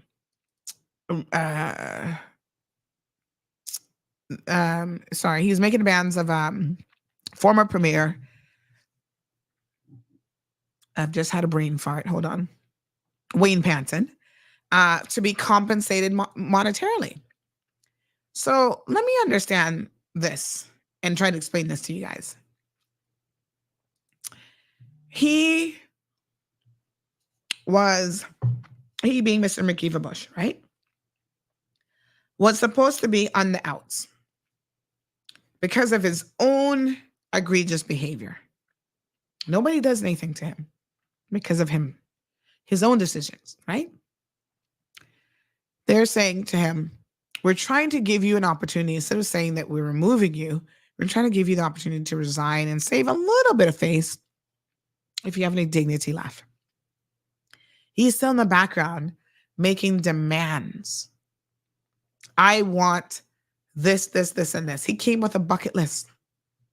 So while Mr. McTaggart was talking about, oh, we're putting the pressure on, he knows, because everybody in the inner political circles knew what was going on, that they were trying to see how they could. It's like if you have a tick on you, you know what you need to do when you have a tick? Have you ever had a tick on you? You need to take tweezers and you need to carefully remove the tick so that you don't leave the, what's the little piece that the tick has? Whatever the little thing is that they bite you with, like how they suck onto you. So you have to take your time. Tweeze them, pull them off slowly and tweeze them off, right? And that is what the government leadership was trying to do with McKeeva Bush. Slowly pull him out of that speaker house. But he came with a whole list of demands of what he wants. I want money. I want this, I want that. The fact that they got McKeeva to resign and he did not get a single dime, a single dollar, believe me, that has stayed with him. So don't think that these things are operating in isolation. Everything is connected. He's going on telling people that he wants Wayne Panton to make his criminal charges go away. How on earth would he expect for Wayne Panton to be able to do that? Is Juliana O'Connor Connolly now going to make the criminal charges go away? Well, we'll all wait to see if that happens. Of course, she can't do that without herself getting arrested by the Anti-Corruption Commission. But what we do instead is we placate the situation by giving him a little paycheck to help with legal fees, and by putting him back in a position of power as parliamentary secretary, so that now he is being paid more money each and every single month. All at the expense of the people of the Cayman Islands. So last year, since we're going to talk about people's track records, last year we were talking, yesterday, we were talking about Juliana O'Connor Connolly and how the Brackers are complaining about, oh, they're left out. They're not getting this. They're not getting that. She's been your representative for almost 30 years. Moses has been in there for how long? Right? So why are y'all complaining to us about what is obviously poor representation from your MPs that you continue to elect to public office? What is it that you expect exactly? You're expecting people who are not performing, and then you want people to do what? I'm just asking. So Moses got in, it looks like in 2005. We're now in 2023. 18 years, so not quite as long as Juliana O'Connor Connolly. And Brackers are still complaining that they can't get nothing. Well, you need to complain to your MPs, the people that you elect. Seriously, it's just absolutely ridiculous. All right, let me take a little sinus break here. By the way, I'm going to play this snippet from the Progressives when they were calling for something to be done about Mr. Bush.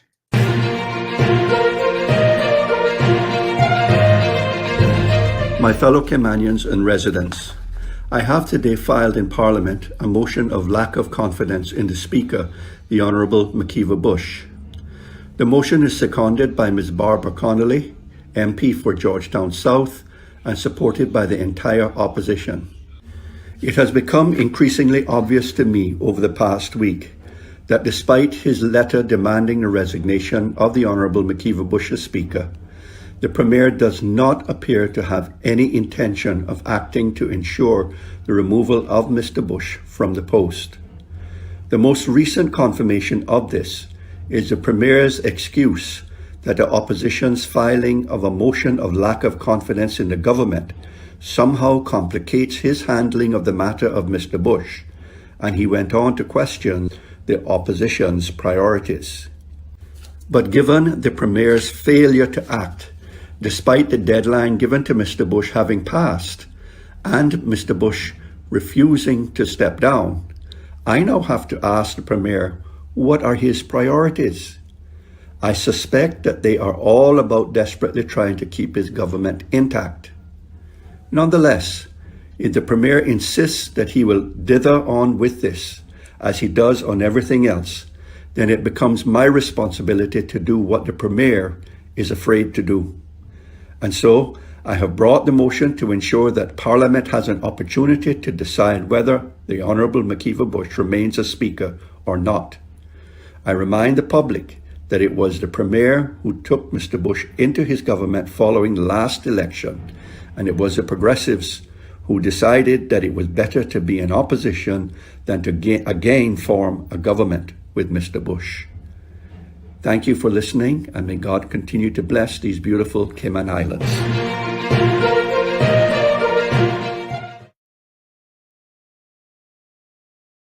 Folks, the silence is deafening now. In relation to this current situation.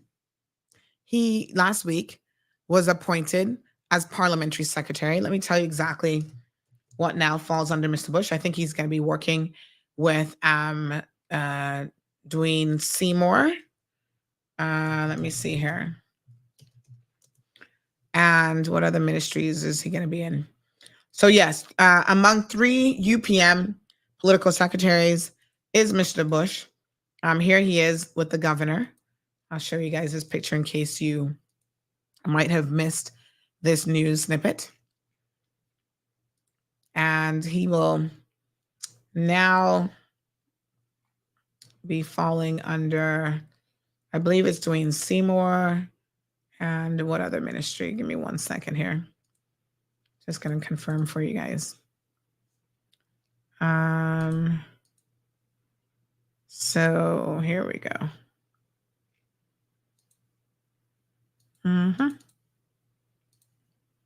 There we go. There he is. Parliamentary Secretary. To support cabinet ministers in the new United People's Movement administration, border control and culture with the Honorable Dwayne Seymour, and Minister the Honorable J. Ebanks in the areas of planning, housing, infrastructure, transport, and development. Wow. Unbelievable. Yep. There you go. Bernie Bush took a bit of a demotion from minister to parliamentary secretary, and Heather Bodden will remain in her previous position as parliamentary secretary to the deputy premier and minister for social development, the Honorable Andre Ebanks, and minister for tourism, the Honorable Kenneth Bryan. The standards just don't make any sense to me. What has changed with Mr. Bush between last year and now is that Mr. Bush has actually been charged with additional offenses. That's the only thing that's changed. So, I mean, November the 9th of 2023 was when he resigned from the PAC government, right? He's had his OBE stripped from him. Charles, did since you're on about Kurt Tibbetts, did Kurt Tibbetts have his OBE stripped from him? I don't think so. Right? So in June of this year, McKeeva Bush was charged, my apologies, in a decades-old assault case alleging rape and indecent assault. That happened June 2023. So my question remains. The only thing that has changed is that the slew of allegations against Mr. Bush has grown substantially since November of last year, and still nothing has been done except he has been further rewarded for what appears to be ongoing and continual bad behavior. Nobody's holding this man accountable. He walks around with his cane for a show when it's convenient. He was recently at a funeral, intoxicated, just last month, right?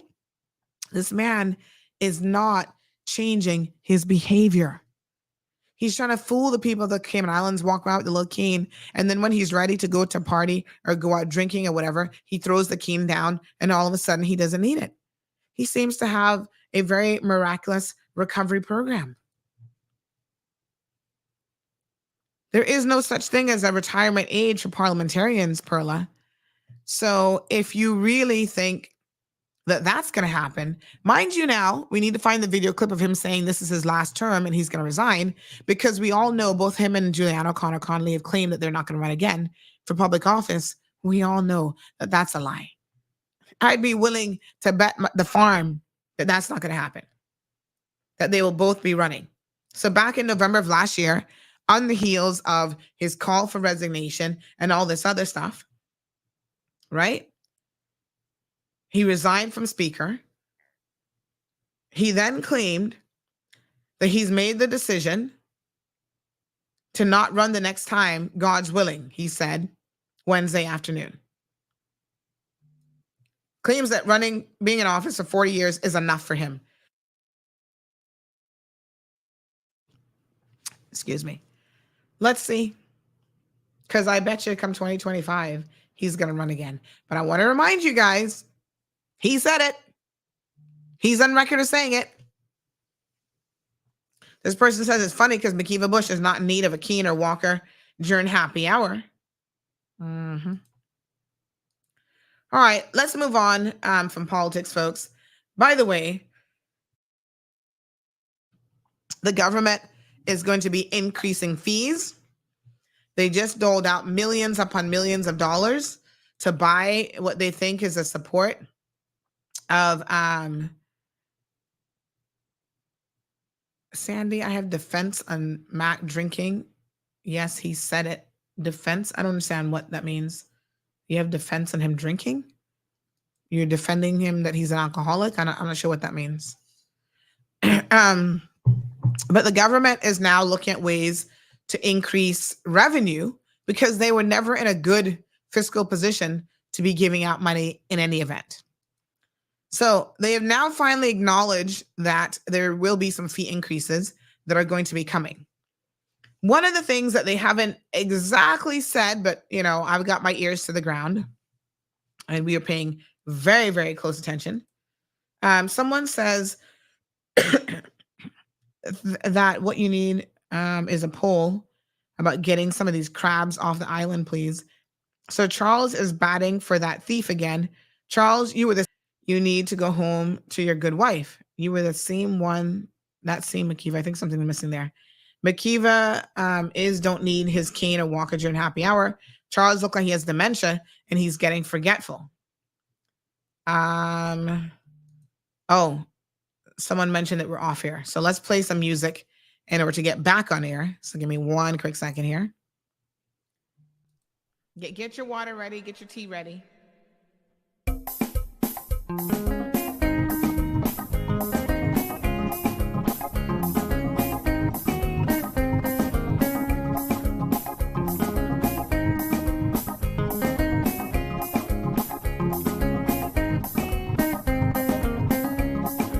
Sandra all the time is here with the cold hard truth. She's the ears and the eyes for me and you. Every day, everyone want to hear from Sandra. And every time on the air, she's getting better. Tell your sister, tell your brother, tell your mama to call Sandra in the morning and in the evening. They always calling Sandra.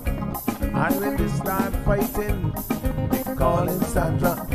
And they start robbing, they calling Sandra. And if the rooster fly in the kitchen, they calling Sandra.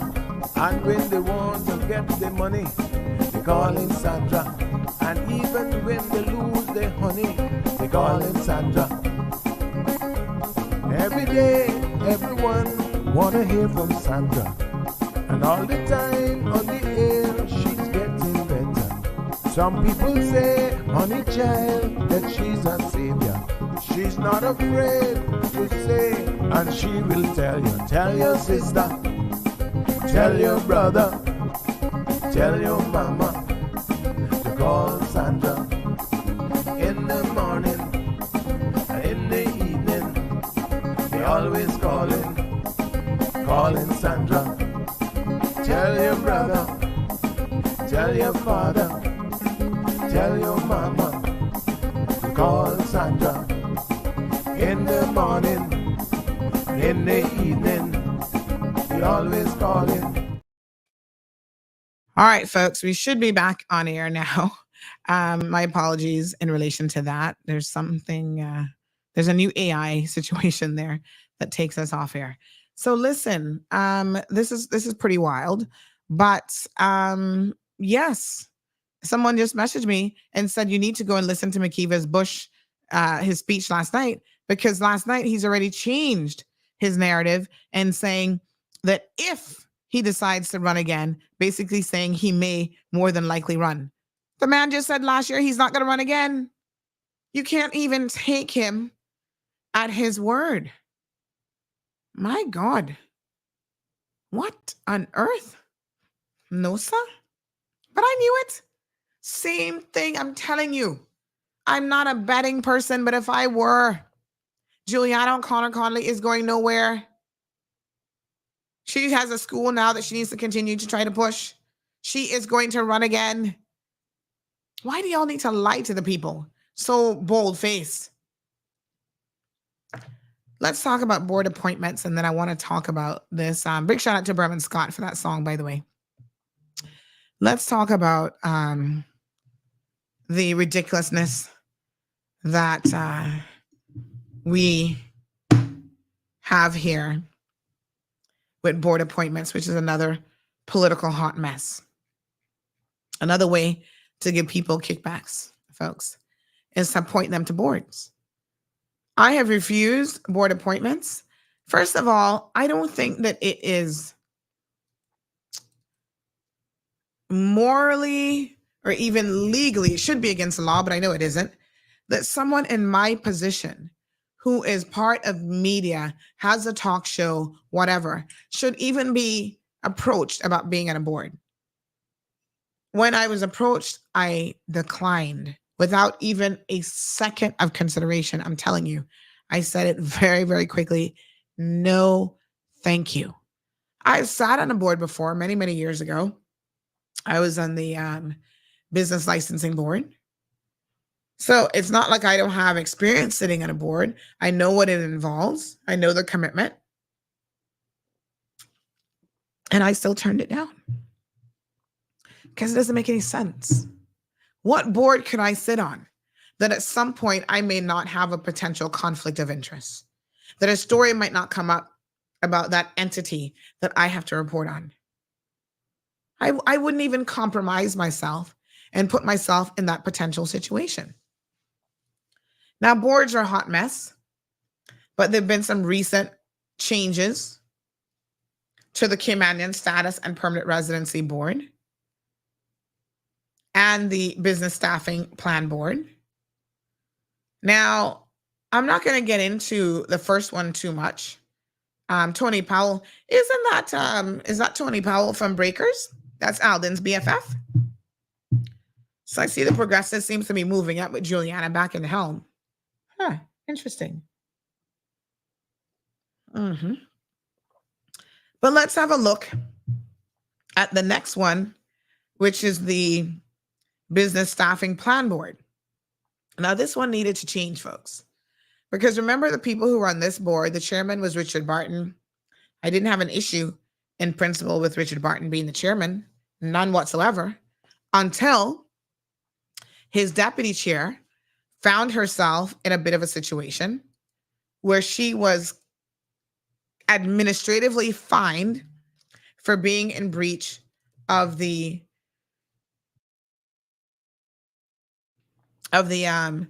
immigration laws of this country. And she's a deputy chair. Now, he has no control over her behavior. Yes, that's for sure. Where the problem comes in, folks, is when he tells her, you're not going anywhere. You are safe. You don't worry about CMR and their very factual story about these numerous immigration breaches, work permit related breaches. You're good to go. Interesting that he should be in a position to give her such an assertion. I thought to myself, well, how exactly does that work?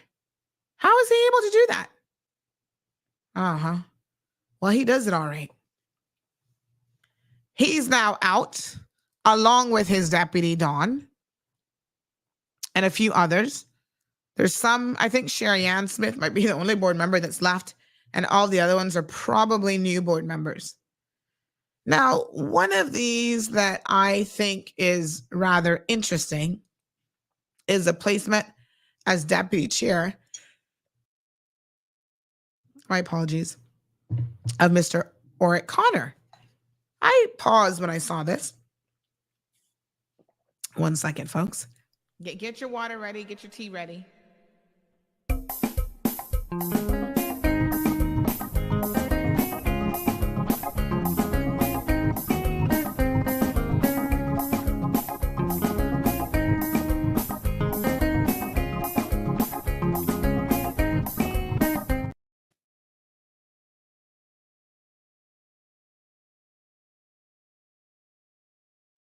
My apologies. This cough is killing me. Oh my goodness. My throat's like, I've had enough for the day. But yes, folks, so this is particularly interesting because honestly, the problem here, again, is the same reason why I would never accept a board position. I would have thought that Mr. O'Connor, who, just last week had the premiere, the new premiere on his program, she's promising Radio Cayman additional money and all this sort of stuff. I'm like, hold on a second here. He doesn't feel conflicted in any way, shape, or form. Rolling out the red carpet for the new premiere, being particularly happy to see her and have her in the program, having her make promises of additional budgets and funding for Radio Cayman. Do we have that clip handy, Kevin? Where she said she's going to be giving them additional money? It's like, this is interesting. So now he's deputy chair on the business staffing plan board. Not to say he's not qualified, because Mr. O'Connor was head of immigration for a very, very long time. He worked in immigration. He has a lot of knowledge as a previous civil servant in that specific area. But I think that there's a possibility here of two things happening. You stay in the position of deputy chair and you resign from your talk show. I mean, I don't think that's a bad deal. How can you be a talk show host, for the record, where you're trying to hold people accountable? In particular, you might have to try to hold the government of the Cayman Islands accountable. And now you are appointed by the same government that you're trying to hold accountable. To me, that is such an obvious conflict of interests.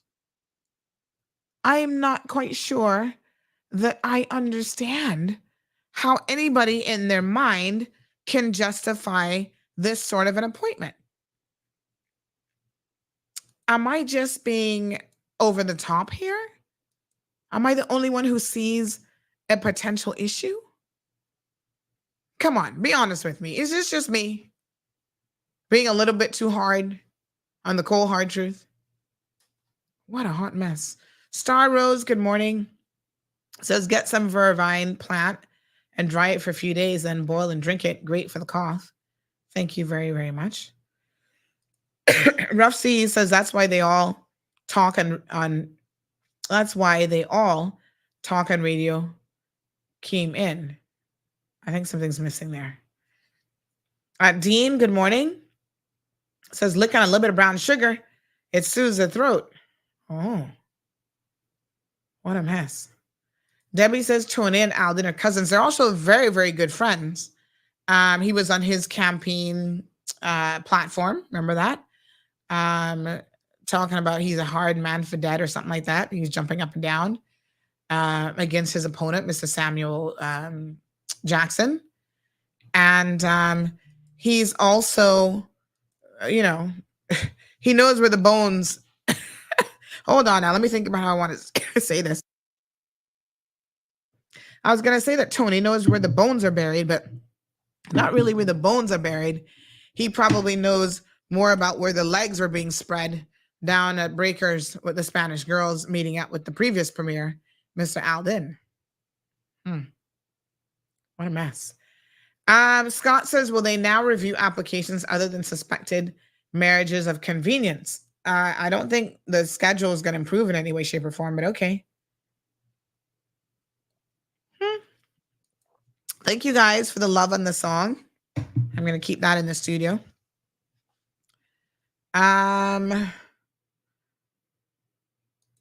Oh, thank you. I'm understanding Rough Seas.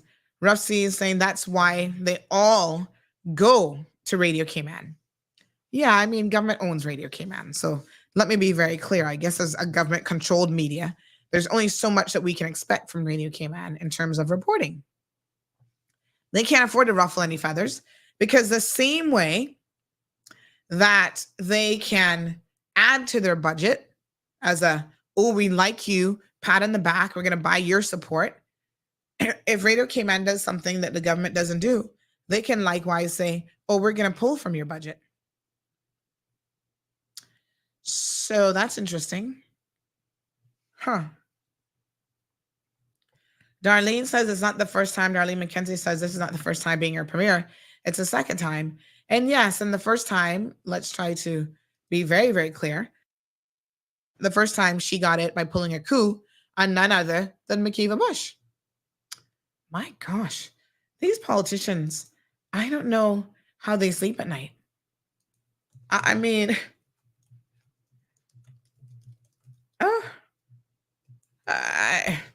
they must have to keep a book where they write up who am I friends with this week in the world of politics. The flipping and the flopping, especially with the current premier, has been historic. Nobody has flipped and flopped and floundered all over the place more than her. Someone says, don't forget the licensing department breakers is on Tony's land. Yes, the government leases that from him. What a hot mess. Okay. Some other comments. Somebody said, not sure why McKeeva's people are on there, these boards. Well, of course you know why. Again, you know why they're on there. Come on. Oh, my God. No, sir. What a hot mess. This person ran in the back of my daughter this morning. Did not stop. When she did, they drove through some side road. We'll be reporting it to the police.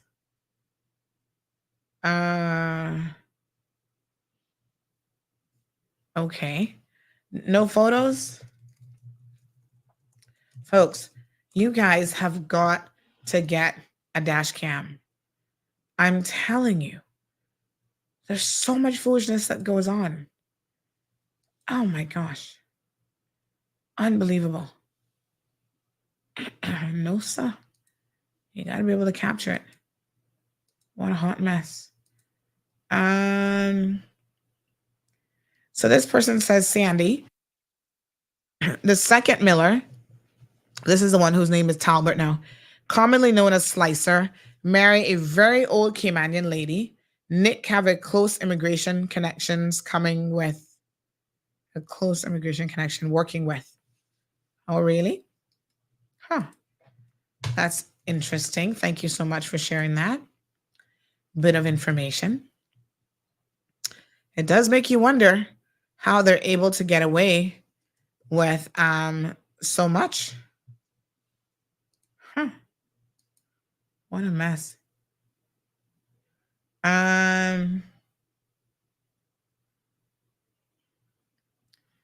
Okay.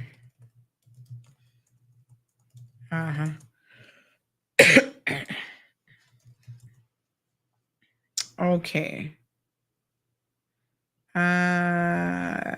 Let's see here.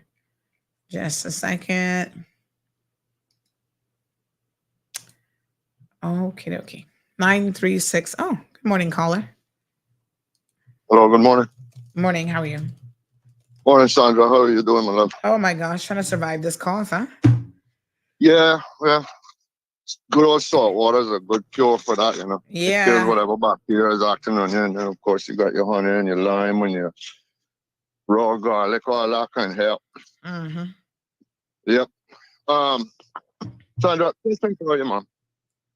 Mm-hmm. You know, listening to you today, I've got about 500 things I would talk about, but this gentleman here, this Jamaican general president who is dipping people. Yeah.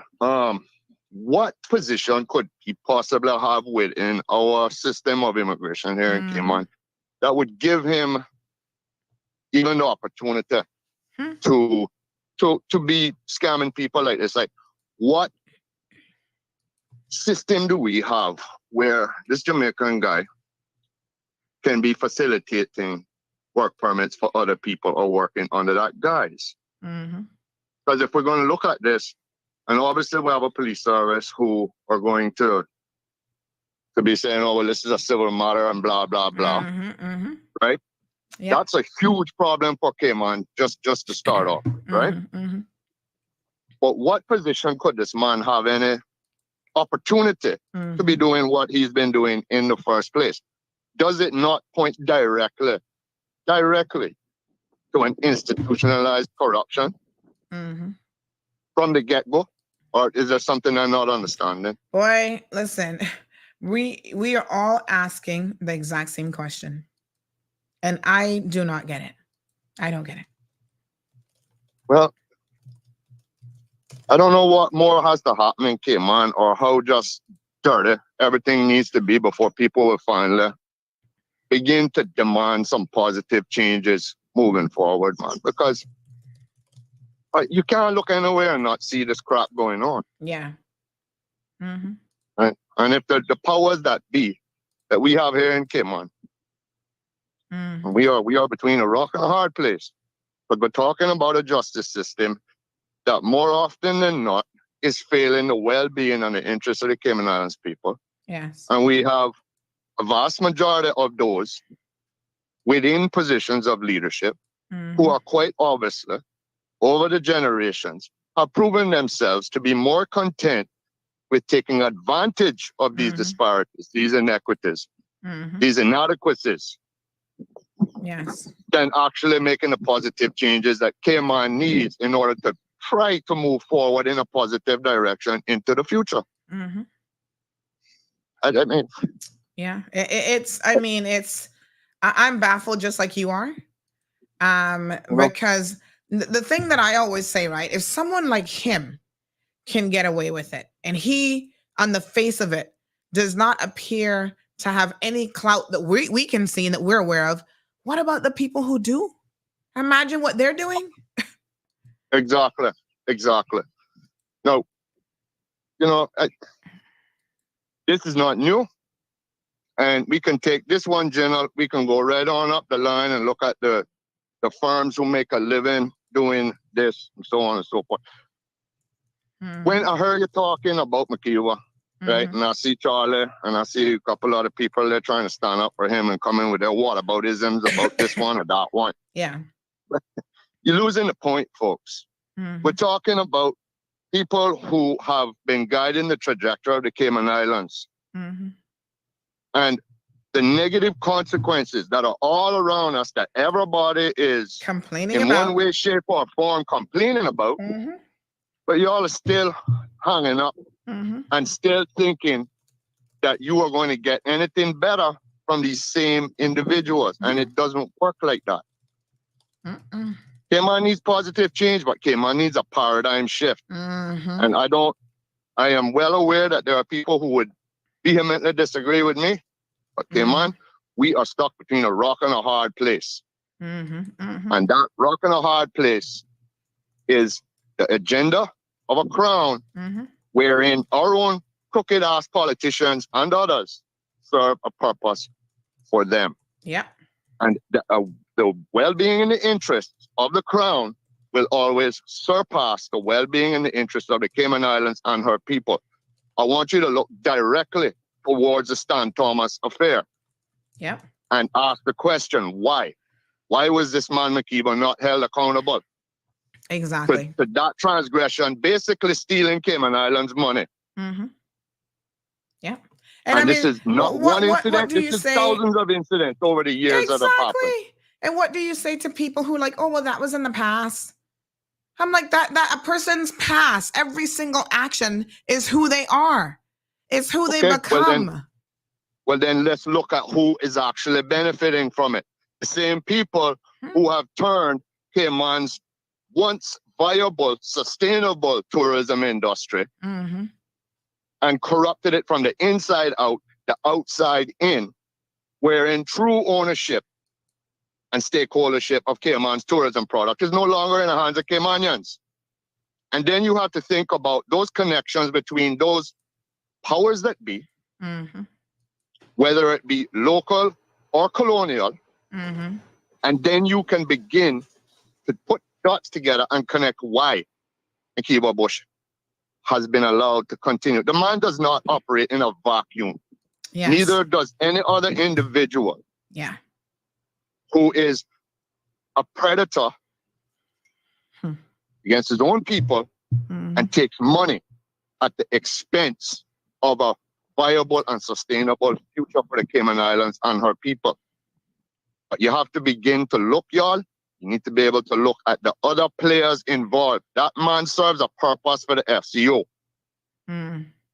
He serves a purpose for their agenda.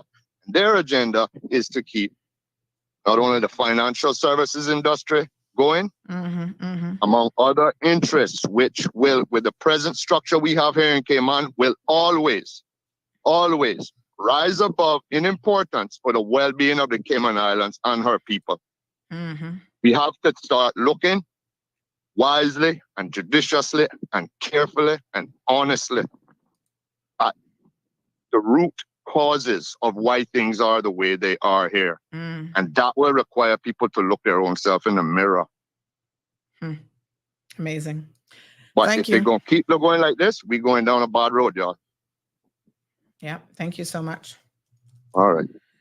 Yeah. I mean, I'm often flabbergasted by the lack of just standards that we have. And the irony of it is we then have the audacity to sit back and talk about why we're in the position that we're in.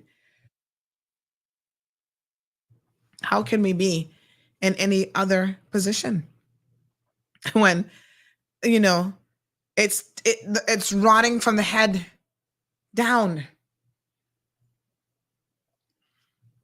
We have accepted corruption from our leaders in this country. And if we get one or two leaders that cannot be bought out, that are not corrupt, we don't allow them to stay in a leadership position long enough to do much of anything. It really is shocking.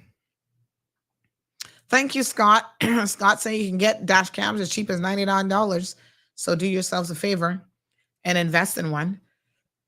In the meantime, if you drive a black or gray Ford Expedition, license plate number 159443, at 7 a.m. this morning in Bodden Town by the road connected to Valley Gardens, you're being asked to step forward and bring yourself to the authorities for basically hitting another vehicle and leaving the scene of that incident and driving through a side road.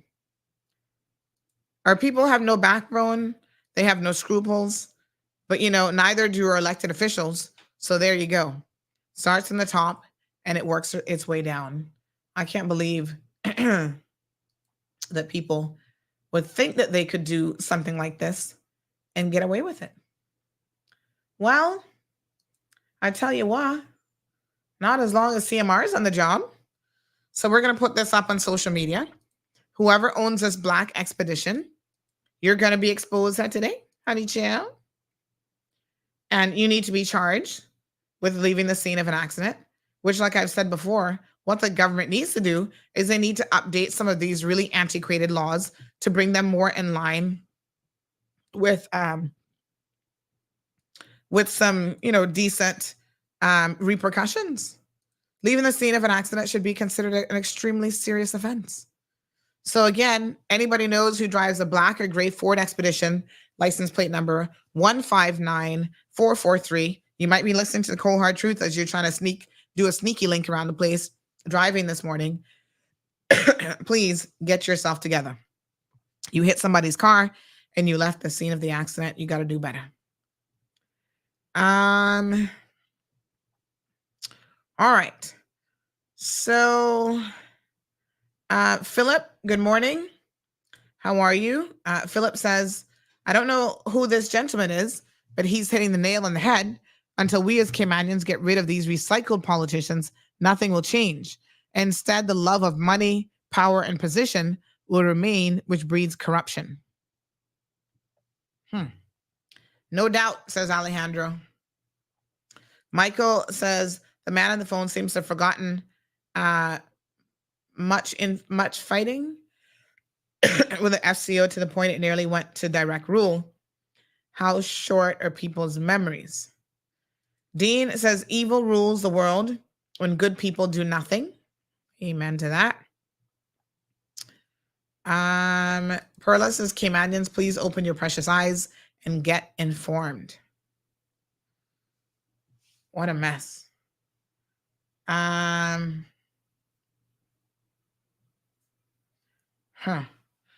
right. So let's talk a little bit about this fight situation in West Bay. Well, it didn't turn into a fight, but I want you to sit back and envision this for a second, folks, because this is, like I said, if I did not have, video evidence of this, I would have thought that somebody was lying. I would have been like, there's no way that this is actually what's going on in the streets of the Cayman Islands, in our neighborhoods with our kids. This is the story, folks. A young man is at home, minding his own business, playing video games, whatever. I think this happened over the weekend, if I'm not mistaken. Not bothering anybody, not doing anything. One of his friends calls him on the phone, neighborhood kid, and says, hey, come outside. So he goes to open the door, and this is what he was greeted with. Oh, Lord. They were, oh, Lord. I don't know why I didn't imagine that these kids would be using any profanity. Let me see if Kevin can clean this up. Lord Jesus. Really, kids? So let me see what we can do in terms of cleaning up the video. Hold on one second. So here they are showing up at somebody's door with guns. I heard a knife and a gun is what I'm told. Weapons. Let's loosely say weapons. And now they are ready to fight this young man in his home. Okay. What a hot mess. His poor grandmother, shocked and like, what on earth is going on? So, quite shocking, to be quite frank and honest. Let me, while I'm waiting on that video, it's only 41 seconds, so hopefully it won't take too long. Alejandro says, wow, they're thinking they're on some gangster, Fortnite warriors. Yeah, these kids are ridiculous. These kids are ridiculous. Oh my God. All right, let's give Kevin a minute to get that going for me. In the meantime, let me cue up I was talking about this other video or voice note earlier. And I'm going to let you guys listen to this now. Let me see here. So this is the voice note of the setup in Jamaica with the guy who was basically ordering the murder of that brother and sister team. I don't know if it's the actual boss that they had stolen from or one of his henchmen or how exactly this works. But here we go. Hold on one second here. Oh gosh, let me see where we just saved this video. You can't make this stuff up. This is like the wild, wild west. All right, have a listen to this. That father bad man, that a whole legal thing for bury them head and tail, or two of them head and head, Curl soldier curl and done, man. You see piece of chip like a work, Khaki color angle, one really khaki color angle work, Yes, man, that's a 50, man. You see it? Chop them from my dog and go around my dog, you see it? So look how in I dust up or go up at the yard, because we don't get inky and don't know where they live, you see me? Because food here in the yard, and they don't tell you the information every thing already. Everything there yard. So we bury them and all in after I dust up or get the money up at the yard. And then after now when I 9 night, I left it place at, you see me? Mother of Moody's siblings identify body in viral video as her children. The mother of the siblings were seen in a viral video on social media being buried in a shallow grave confirmed that they are her children. According to the police, 20-year-old Terry Moody and 22-year-old Kenisha Moody, a brother and sister of Grangeville district in Westmoreland, had been missing since Friday, December 8th. The mother, Stephanie, said in an interview on Sunday afternoon that she saw the viral video and having used physical markings, she can confirm that those are her children. Yesterday, in the after 2 p.m., somebody sent me a picture So them see it on social media where them a bury them. And me see say a them, the distraught mother told Observer at 9. Mother said her children called her on Friday telling her to pick up 10,000 at a cook shop and that they are going to pick up a package. She is pleading with the public to assist her in locating where they are buried so she can get their bodies. The viral video on social media showed the bodies of a female and male in a grave with what appeared to be a blood stain on their clothes and a man using a shovel to throw dirt on them. Reports from the Black River Police are that about 7:15 a.m. Kerrick and Kenisha were last seen leaving a cook shop in Grange Hill in the parish. Their mode of dress at the time they went missing is unknown, and they have not been seen since then.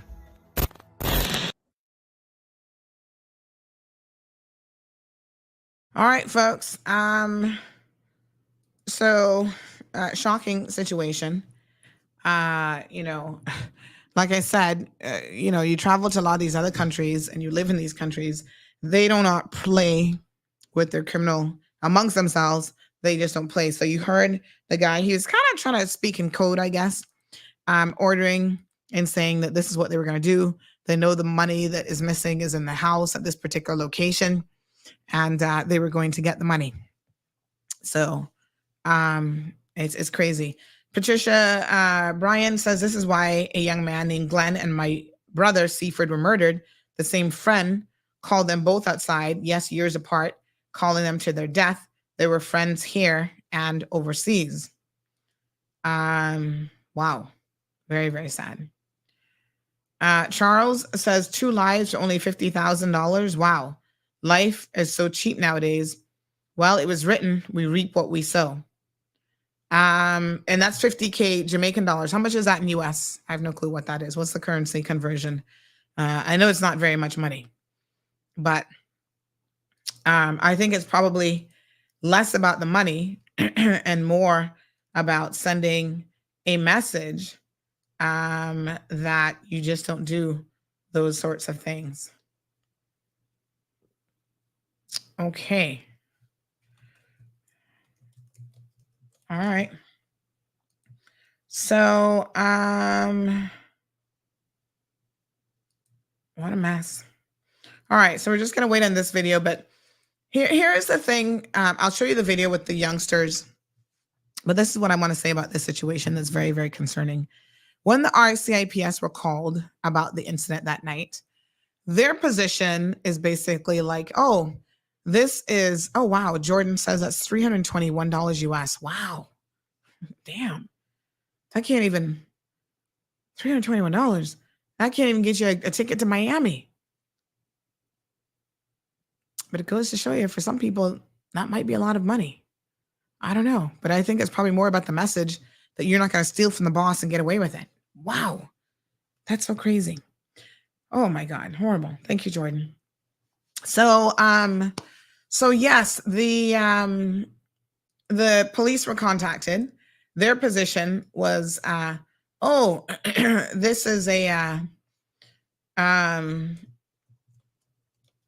this is a matter for the MASH unit because it is, what do you call it? It is involving children. So you have to wait until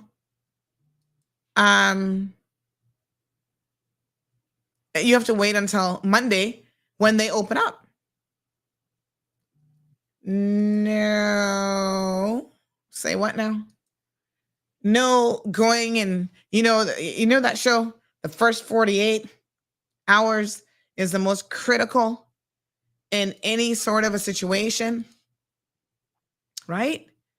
You go and collect the evidence, you collect eyewitnesses, you start talking to these kids right away, calling the parents. Oh no. MASH unit, they work Monday to Friday, 9 to 5. They'll contact you on Monday. Listen to me. Our police officers really got to do better, I mean, I keep saying it, and I feel like I'm a broken record, but it keeps getting reinforced over and over again. There was another incident over the weekend where a female was assaulted at a sporting event by a male visitor. She reached out to me as I was driving between Miami and Fort Lauderdale on Saturday. Said, Miss Sandy, this is what happened. I had to go to the hospital. I'm in pain, blah, blah, blah. This guy who's visiting from overseas kicked her in the back at an event. Other people saw it, publicly did so, because he was intoxicated and thought it was funny. And I said, well, have the police arrested him? Oh, she went and told the police, made a statement, and they're hoeing and humming. I had to get on the phone and call my police contact and say, what are y'all hoeing and humming about? Because he's going to leave the jurisdiction and get away, and then there will be nothing that you can do. Just like in the recent case with me and my situation. You allow the woman to leave, and then you say, oh, well, we can't charge the guy with property damage because we're not sure which of the two did it. Then why did you allow her to leave? Why didn't you put a stop order in place? So, this is a slackness. Thank God that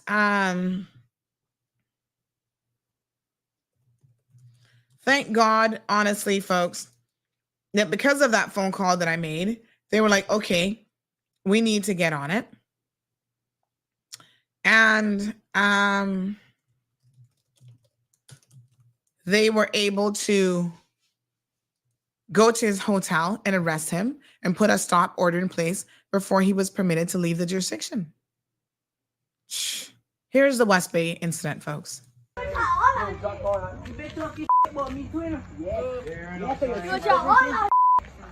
all I said, between you and JJ, that's between you and JJ. You know what I mean? I don't have no problem with nobody.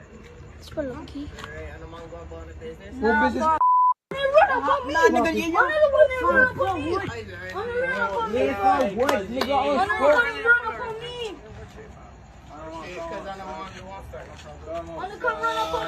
No problems, nigga. We boom you at your phone. But I read for anything, no fun. I read for anything, boy. I read for anything, boy. Remember I told you you say your phone at your phone, no? Wow. Folks, this is what the police are saying. Oh, we can wait until Monday to deal with? Are you kidding me? What? What is wrong with RCIPS? These guys, you hear what they're saying? They're going to burn you out. They're going to burn the house down. They're going to do this. They're going to do that. And you think that this warrants waiting on the police, on a specific unit of the RCIPS who only work Monday to Friday, 9 to 5?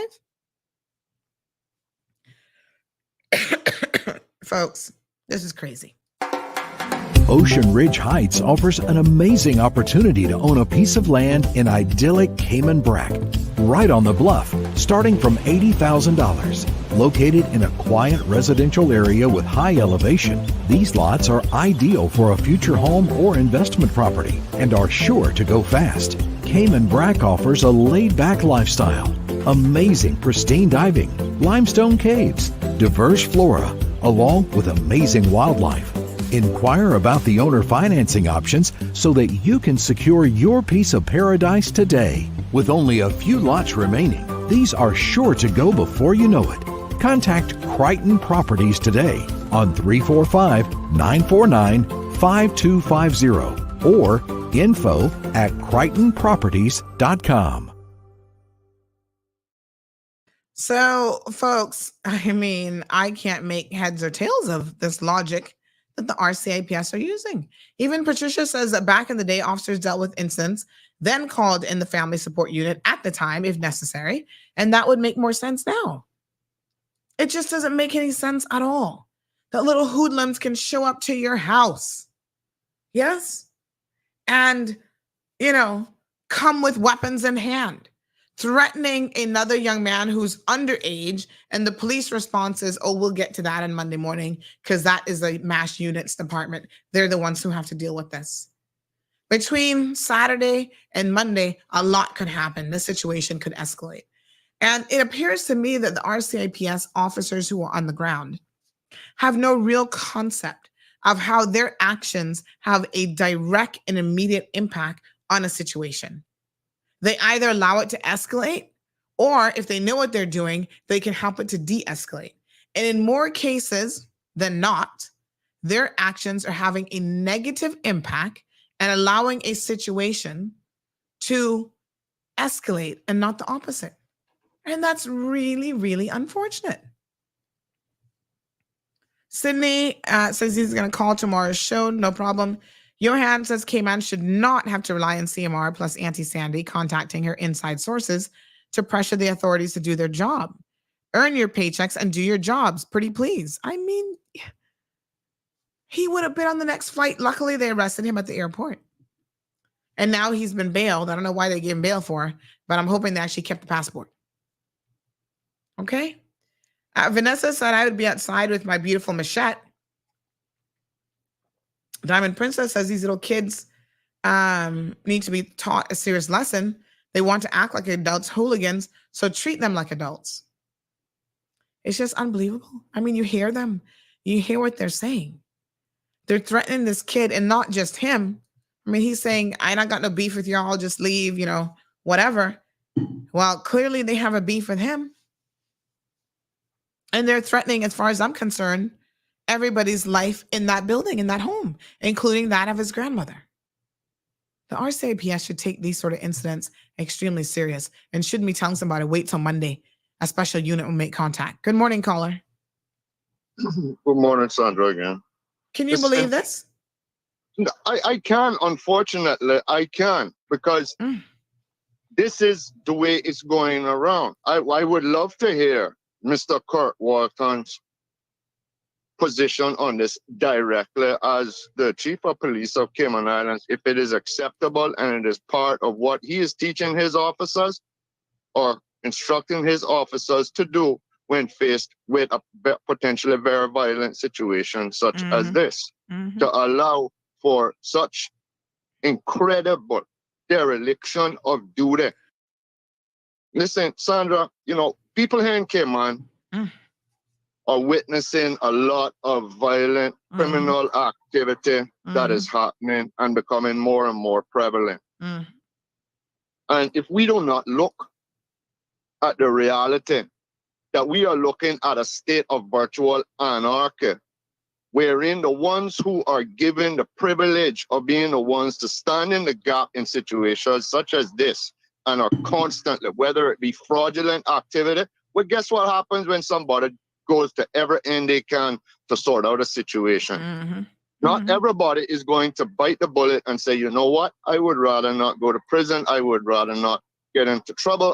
No, they're going to pick up a weapon and they're going to hurt somebody else. Specifically because we have a system of policing and law and order and a justice system, supposed justice system in Cayman, which is not doing its function. It is not fit for purpose. And this is just one of a litany of examples where this reality is coming to its toxic fruition. Yep. It's unacceptable. So, I mean, I would, if Mr. Walton or anybody within Mr. Walton's earshot is listening to the program today, look, my name is Jonathan Adam, Mr. Walton, and I want to know if you think that the behavior of the officers under your command that evening or in West Bay, I want to know, Mr. Walton, is that okay with you? Is that what you taught these people to do, sir? Is that what you've instructed them to do, Mr. Walton? Yes. I want to know that, man. It's a good question. Because we're beyond ludicrous. It's beyond ludicrous. So you can't, on one hand, have the governor standing up there talking about, oh, we are going to be hard towards criminality, this, that, and the other. And when people call the blooming police to come and stand in the gap for a very potentially violent situation, tell them, but they're going to have to call March unit on Monday. No, man, come. You cannot expect for a virtual anarchy and a selective application of justice to continue without expecting massive amounts of sociological degradation. And that is exactly what you're looking at there. And once again, you, me, and the rest of creation know. All you got to do is open your eyes, you're going to see it. But Christina, yep. I want to know, Mr. Walton, is that acceptable to you, sir? And if it's not, will you be holding your officers to account in that regard, sir? Because I would really like to know, because we have a police service in the Cayman Islands, which is owned and controlled by the Crown. Like to know what the governor thinks about that, seeing as how ones who control it and own it, not Cayman and not Cayman people. Absolutely. You can call me anytime you want, sir. I'd love to have that conversation with you. Yeah, thank you very much. Out here in Cayman is a recipe for things to get worse, not better. Yep. Thank you so much. I appreciate it. Yes, ma'am. Yeah, I mean, it's shocking. I mean, the caller, I have to agree too that, you know, those of us who've had any dealings with law enforcement in this country probably are not all that surprised, but still, these are children. Charles Whitaker says, Sandy, they told the grandmother that they would have someone call her yesterday, but up to now, no one has called her. Charles, what are you saying to me? That has got to be a lie. What? It's after 10:30. Don't make my blood pressure go up, honey child. What the hell? Oh my God. WTF. RCIPS, get your shit together. You're impacting people's lives in a very real way. Shaka Zulu says that third world country mentality is proliferating throughout Cayman, even in the RCIPS, and it's so unfortunate. Oh my God. Sorry, Rough Seas says, didn't Cayman spend like $80 million expanding the prison? They need the people to escalate things so they can put more heads in the prison. That's all part of the plan. Charles Chambers says, I thought threatening violence is a criminal act against the law. It is. And then another offense would be showing up with weapons. I'm told a machete, a knife or a machete can be plainly seen. And I'm also told, allegedly, that one of them had a gun. These are extremely serious offenses, Charles. Under no circumstances should the police, days after this incident, Charles, did it happen Saturday night or Friday night? Which night? Because I don't understand why they'd be waiting. And up to today, no one has contacted this family. What the fuck is wrong with the police? Seriously, what is wrong with the RCIPS? Well, Charles says it's not their country. Maybe that's why they don't care. Siobhan says maybe it's not their country, but they're wearing the badge and took an oath, so they need to do their jobs, just saying. Shaka Zulu says, Sandy, the law enforcement problem in Cayman is that folks charged with the duty are generally from third world countries and therefore are more tolerant towards the level of violence that we see. That is a big part of the problem. They are more than happy to turn a blind eye because this is nothing different, nothing new to them. And a lot of them just do not know their jobs as well. Absolutely. And listen, I'm not saying that every officer that comes from these countries doesn't know what they're doing or doesn't do a good job or whatever. But we have one too many that this is the case with. And they have a lackadaisical attitude, a don't care attitude, and it is just absolutely shocking and deplorable. Wow. Unbelievable. RCIPS, please, y'all gotta do better than this. I mean, I cannot believe it. Jesus Christ. Scott says if they don't come to distress calls, can they come pick me up when I can't get a cab? What are they actually doing? Sue McLaughlin says this is because most police are Jamaicans. I mean, what percentage of our police force are actually Jamaicans, do you think? 70, 80%? So that's why people make that comment. And I'm not saying that all of them are bad, but like I said, the number seems to be pretty high in terms of how they handle a situation.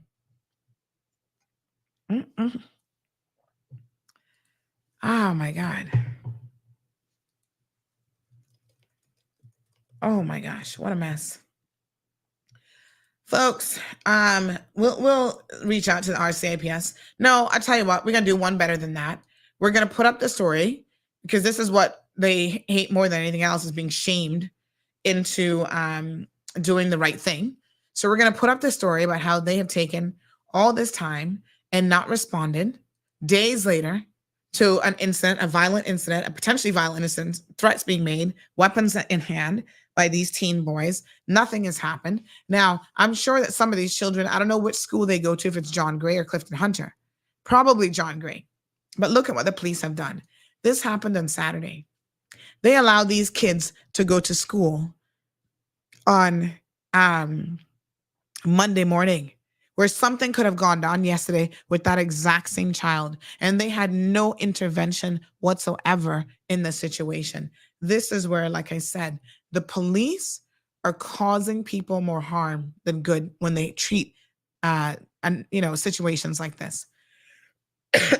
So believe me, one of these days, somebody is going to sue the RCIPS for their, what's the proper word that I'm looking for? Just inability to act. They have a duty, dereliction of duty. There has to be something of that sort that they're going to be sued for one of these days. You watch and see. And then they're going to have to pay for some poor mother having to bury her child. Oh, the police were called, Shaka Zulu, and they said, somebody will call you on Monday. Yep. What a mess. Negligence, absolute. Thank you. Where are the parents? My God, is that a real question?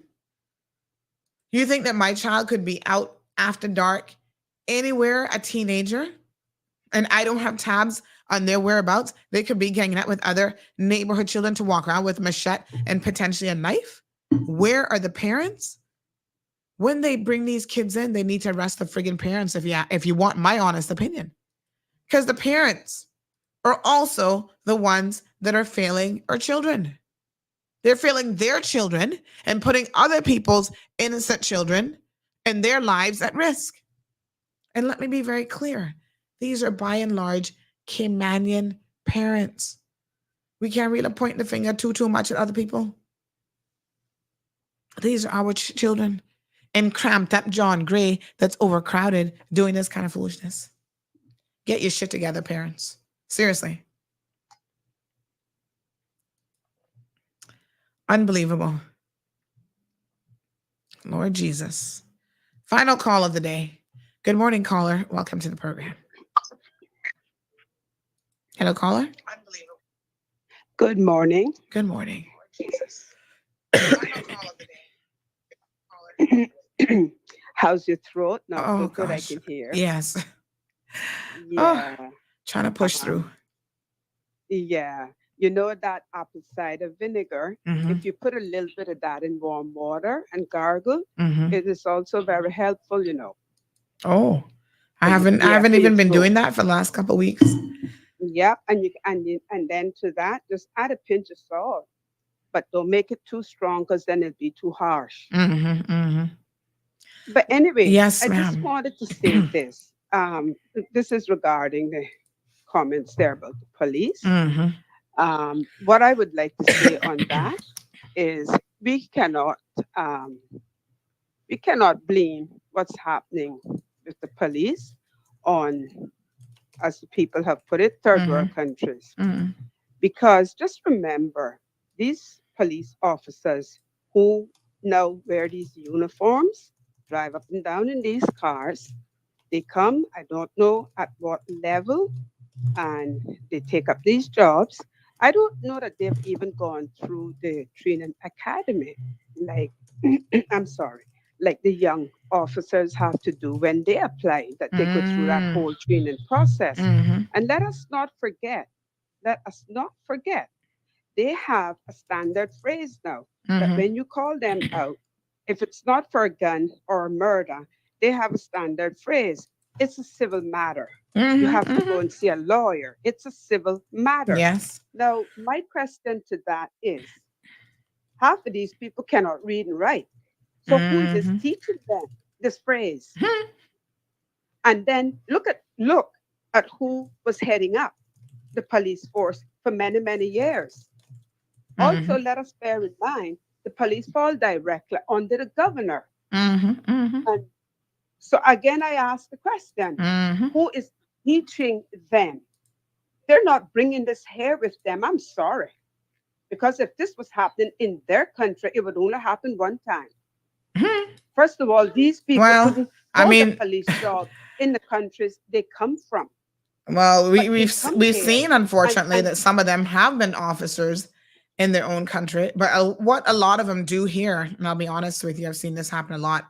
They start off as security guards in this country, making minimum wage, and then they quickly move into the RCIPS after a year or two of working for a local security company. But we've had, remember the one who was charged with murder, but he ended up getting off, the police officer in Jamaica. So we have had some officers who have come here under very, very questionable circumstances, and you have to wonder what the HR department at the RCIPS is actually doing. And again, I say, what kind of training are they getting? And the better question is, who are they getting the training from? Yes. Who are they getting it from? Because I can tell you one thing. People don't call his name, but I'm going to call his name because I don't think he got enough credit. There was a man who had rose to the ranks, of deputy commissioner. And of course, he wasn't very popular because he kept them all straight and in line. And he was from England. His name is Kevin McCann. And a lot of them, like I said, and I said them as in the police, they did not like him because he kept them all straight. If you made a report about any of them to him, you can believe me, he dealt with it. And when it was dealt with, he contacted the individual to let them know what action had been taken and at what level. That's if it was internal. Of course, if it was bigger, it went to court. And they did not like that man. You don't ever hear his name called. But I can tell you, because he served under my father. And after my father was gone, he was one of them that rose to the rank of deputy commissioner. And by the way, my father didn't come from Cayman either. And when he headed up the police force, we didn't have this kind of nonsense. Now, whether they liked him or disliked him, I don't know. But I'll tell you what. He ran, that's when we had a police force. So let us not blame this on those who are being given the jobs. Let us blame it on those who are giving them the jobs. And since everybody is unhappy about what is happening in the country, this would be one of those things that I would think should be a priority, that a petition should be done up, signed, and let the people know how we feel about the lack of law enforcement in our country. Count the Caymanian police that we have left there, period. Not just in senior positions, period. And then ask yourself, why do you think that is? And give it another 2 years, and then you're going to really see what's going to happen. All right, my anyway, dear. You Thank take you care of your throat. Yes, ma'am. And have a wonderful day. Thank you so much. All right, folks. Yes, and yes. I tell you what, it's a mess. What a hot mess. So listen, folks, just a reminder, our YouTube channel, the regular YouTube channel is back. So as of tomorrow, we'll be back on the primary channel. I still see right now we have about 40 something people on the alternative backup channel watching. So tomorrow I won't be streaming to that channel at all. I'm doing both this morning. So we've got about 100 on the regular one at the moment, and then another 44 on the backup channel. So if you're on the backup channel, go back to the regular one tomorrow. We'll only stream on that one channel. So the idea is we stream on one channel at a time. When we get in trouble with YouTube, then we use the backup channel. So it's been 2 weeks already. Gosh, that went by fast. Apparently we're out of YouTube jail. So we're good to go again. Miss Olive says, one quick question. Is there any Caymanians working anywhere in the world? Only Jamaican police do wrong in Cayman. Is the all Jamaican police officers here take orders from the police commissioner? is the commissioner of police also a Jamaican? It's a complicated and simple at the same time question and answer, Miss Olive. Let's dig into it a little bit more tomorrow. I'm going to see if I can get any numbers. I probably can't on such short notice, but I'm going to see if I can get any information about the makeup of the RCIPS, and maybe we can form that as part of our discussion. Jess says, shame the parents too. Absolutely. These kids are free to do as they please. Haul the parents before the courts too. These children want to act like adults, then treat them like adults and take them straight through the adult legal system and give them adult prison terms. If necessary, change the laws to accommodate a system to deal with these hoodlums. It's quite unfortunate, but these children, I would not even say are the criminals of tomorrow. They are the criminals of today, and starting very, very young, unfortunately. All right, folks, that's all she wrote today. Thank you guys so much for tuning into the program as always and for participating. We're rolling straight into 2024 is right around the corner. Christmas is 12 days away. Oh my God. My Christmas tree is up and not a single ornament is on it. Oh, this year I don't plan on doing no cooking. I just need to rest. I just need a break. So if you're cooking anything, let me know. I need somebody to do some nice pork from Marlon because that's like his Christmas treat. He wants some nice stew pork. So I was going to get one of my sisters to do it, but unfortunately, she's not going to be here. She's actually traveling, honey child. So I need to try and sort him out with some nice stew pork. All right, beautiful people. Y'all have a good day, the rest of your day, and we'll catch you tomorrow morning, bright and early, for our Wednesday edition of The Cold Hard Truth. Until then, please be safe. Thank you for tuning in to another episode of The Cold Hard Truth on Bobo 89.1 FM. Cayman's #1 talk show is live weekdays from 7:30 a.m. Never miss an episode again. Watch anytime on CMR's Facebook and YouTube channels for the latest show episodes. Don't forget to follow us online on our social media channels and visit CaymanMarlRoad.com for all the latest news and community happenings.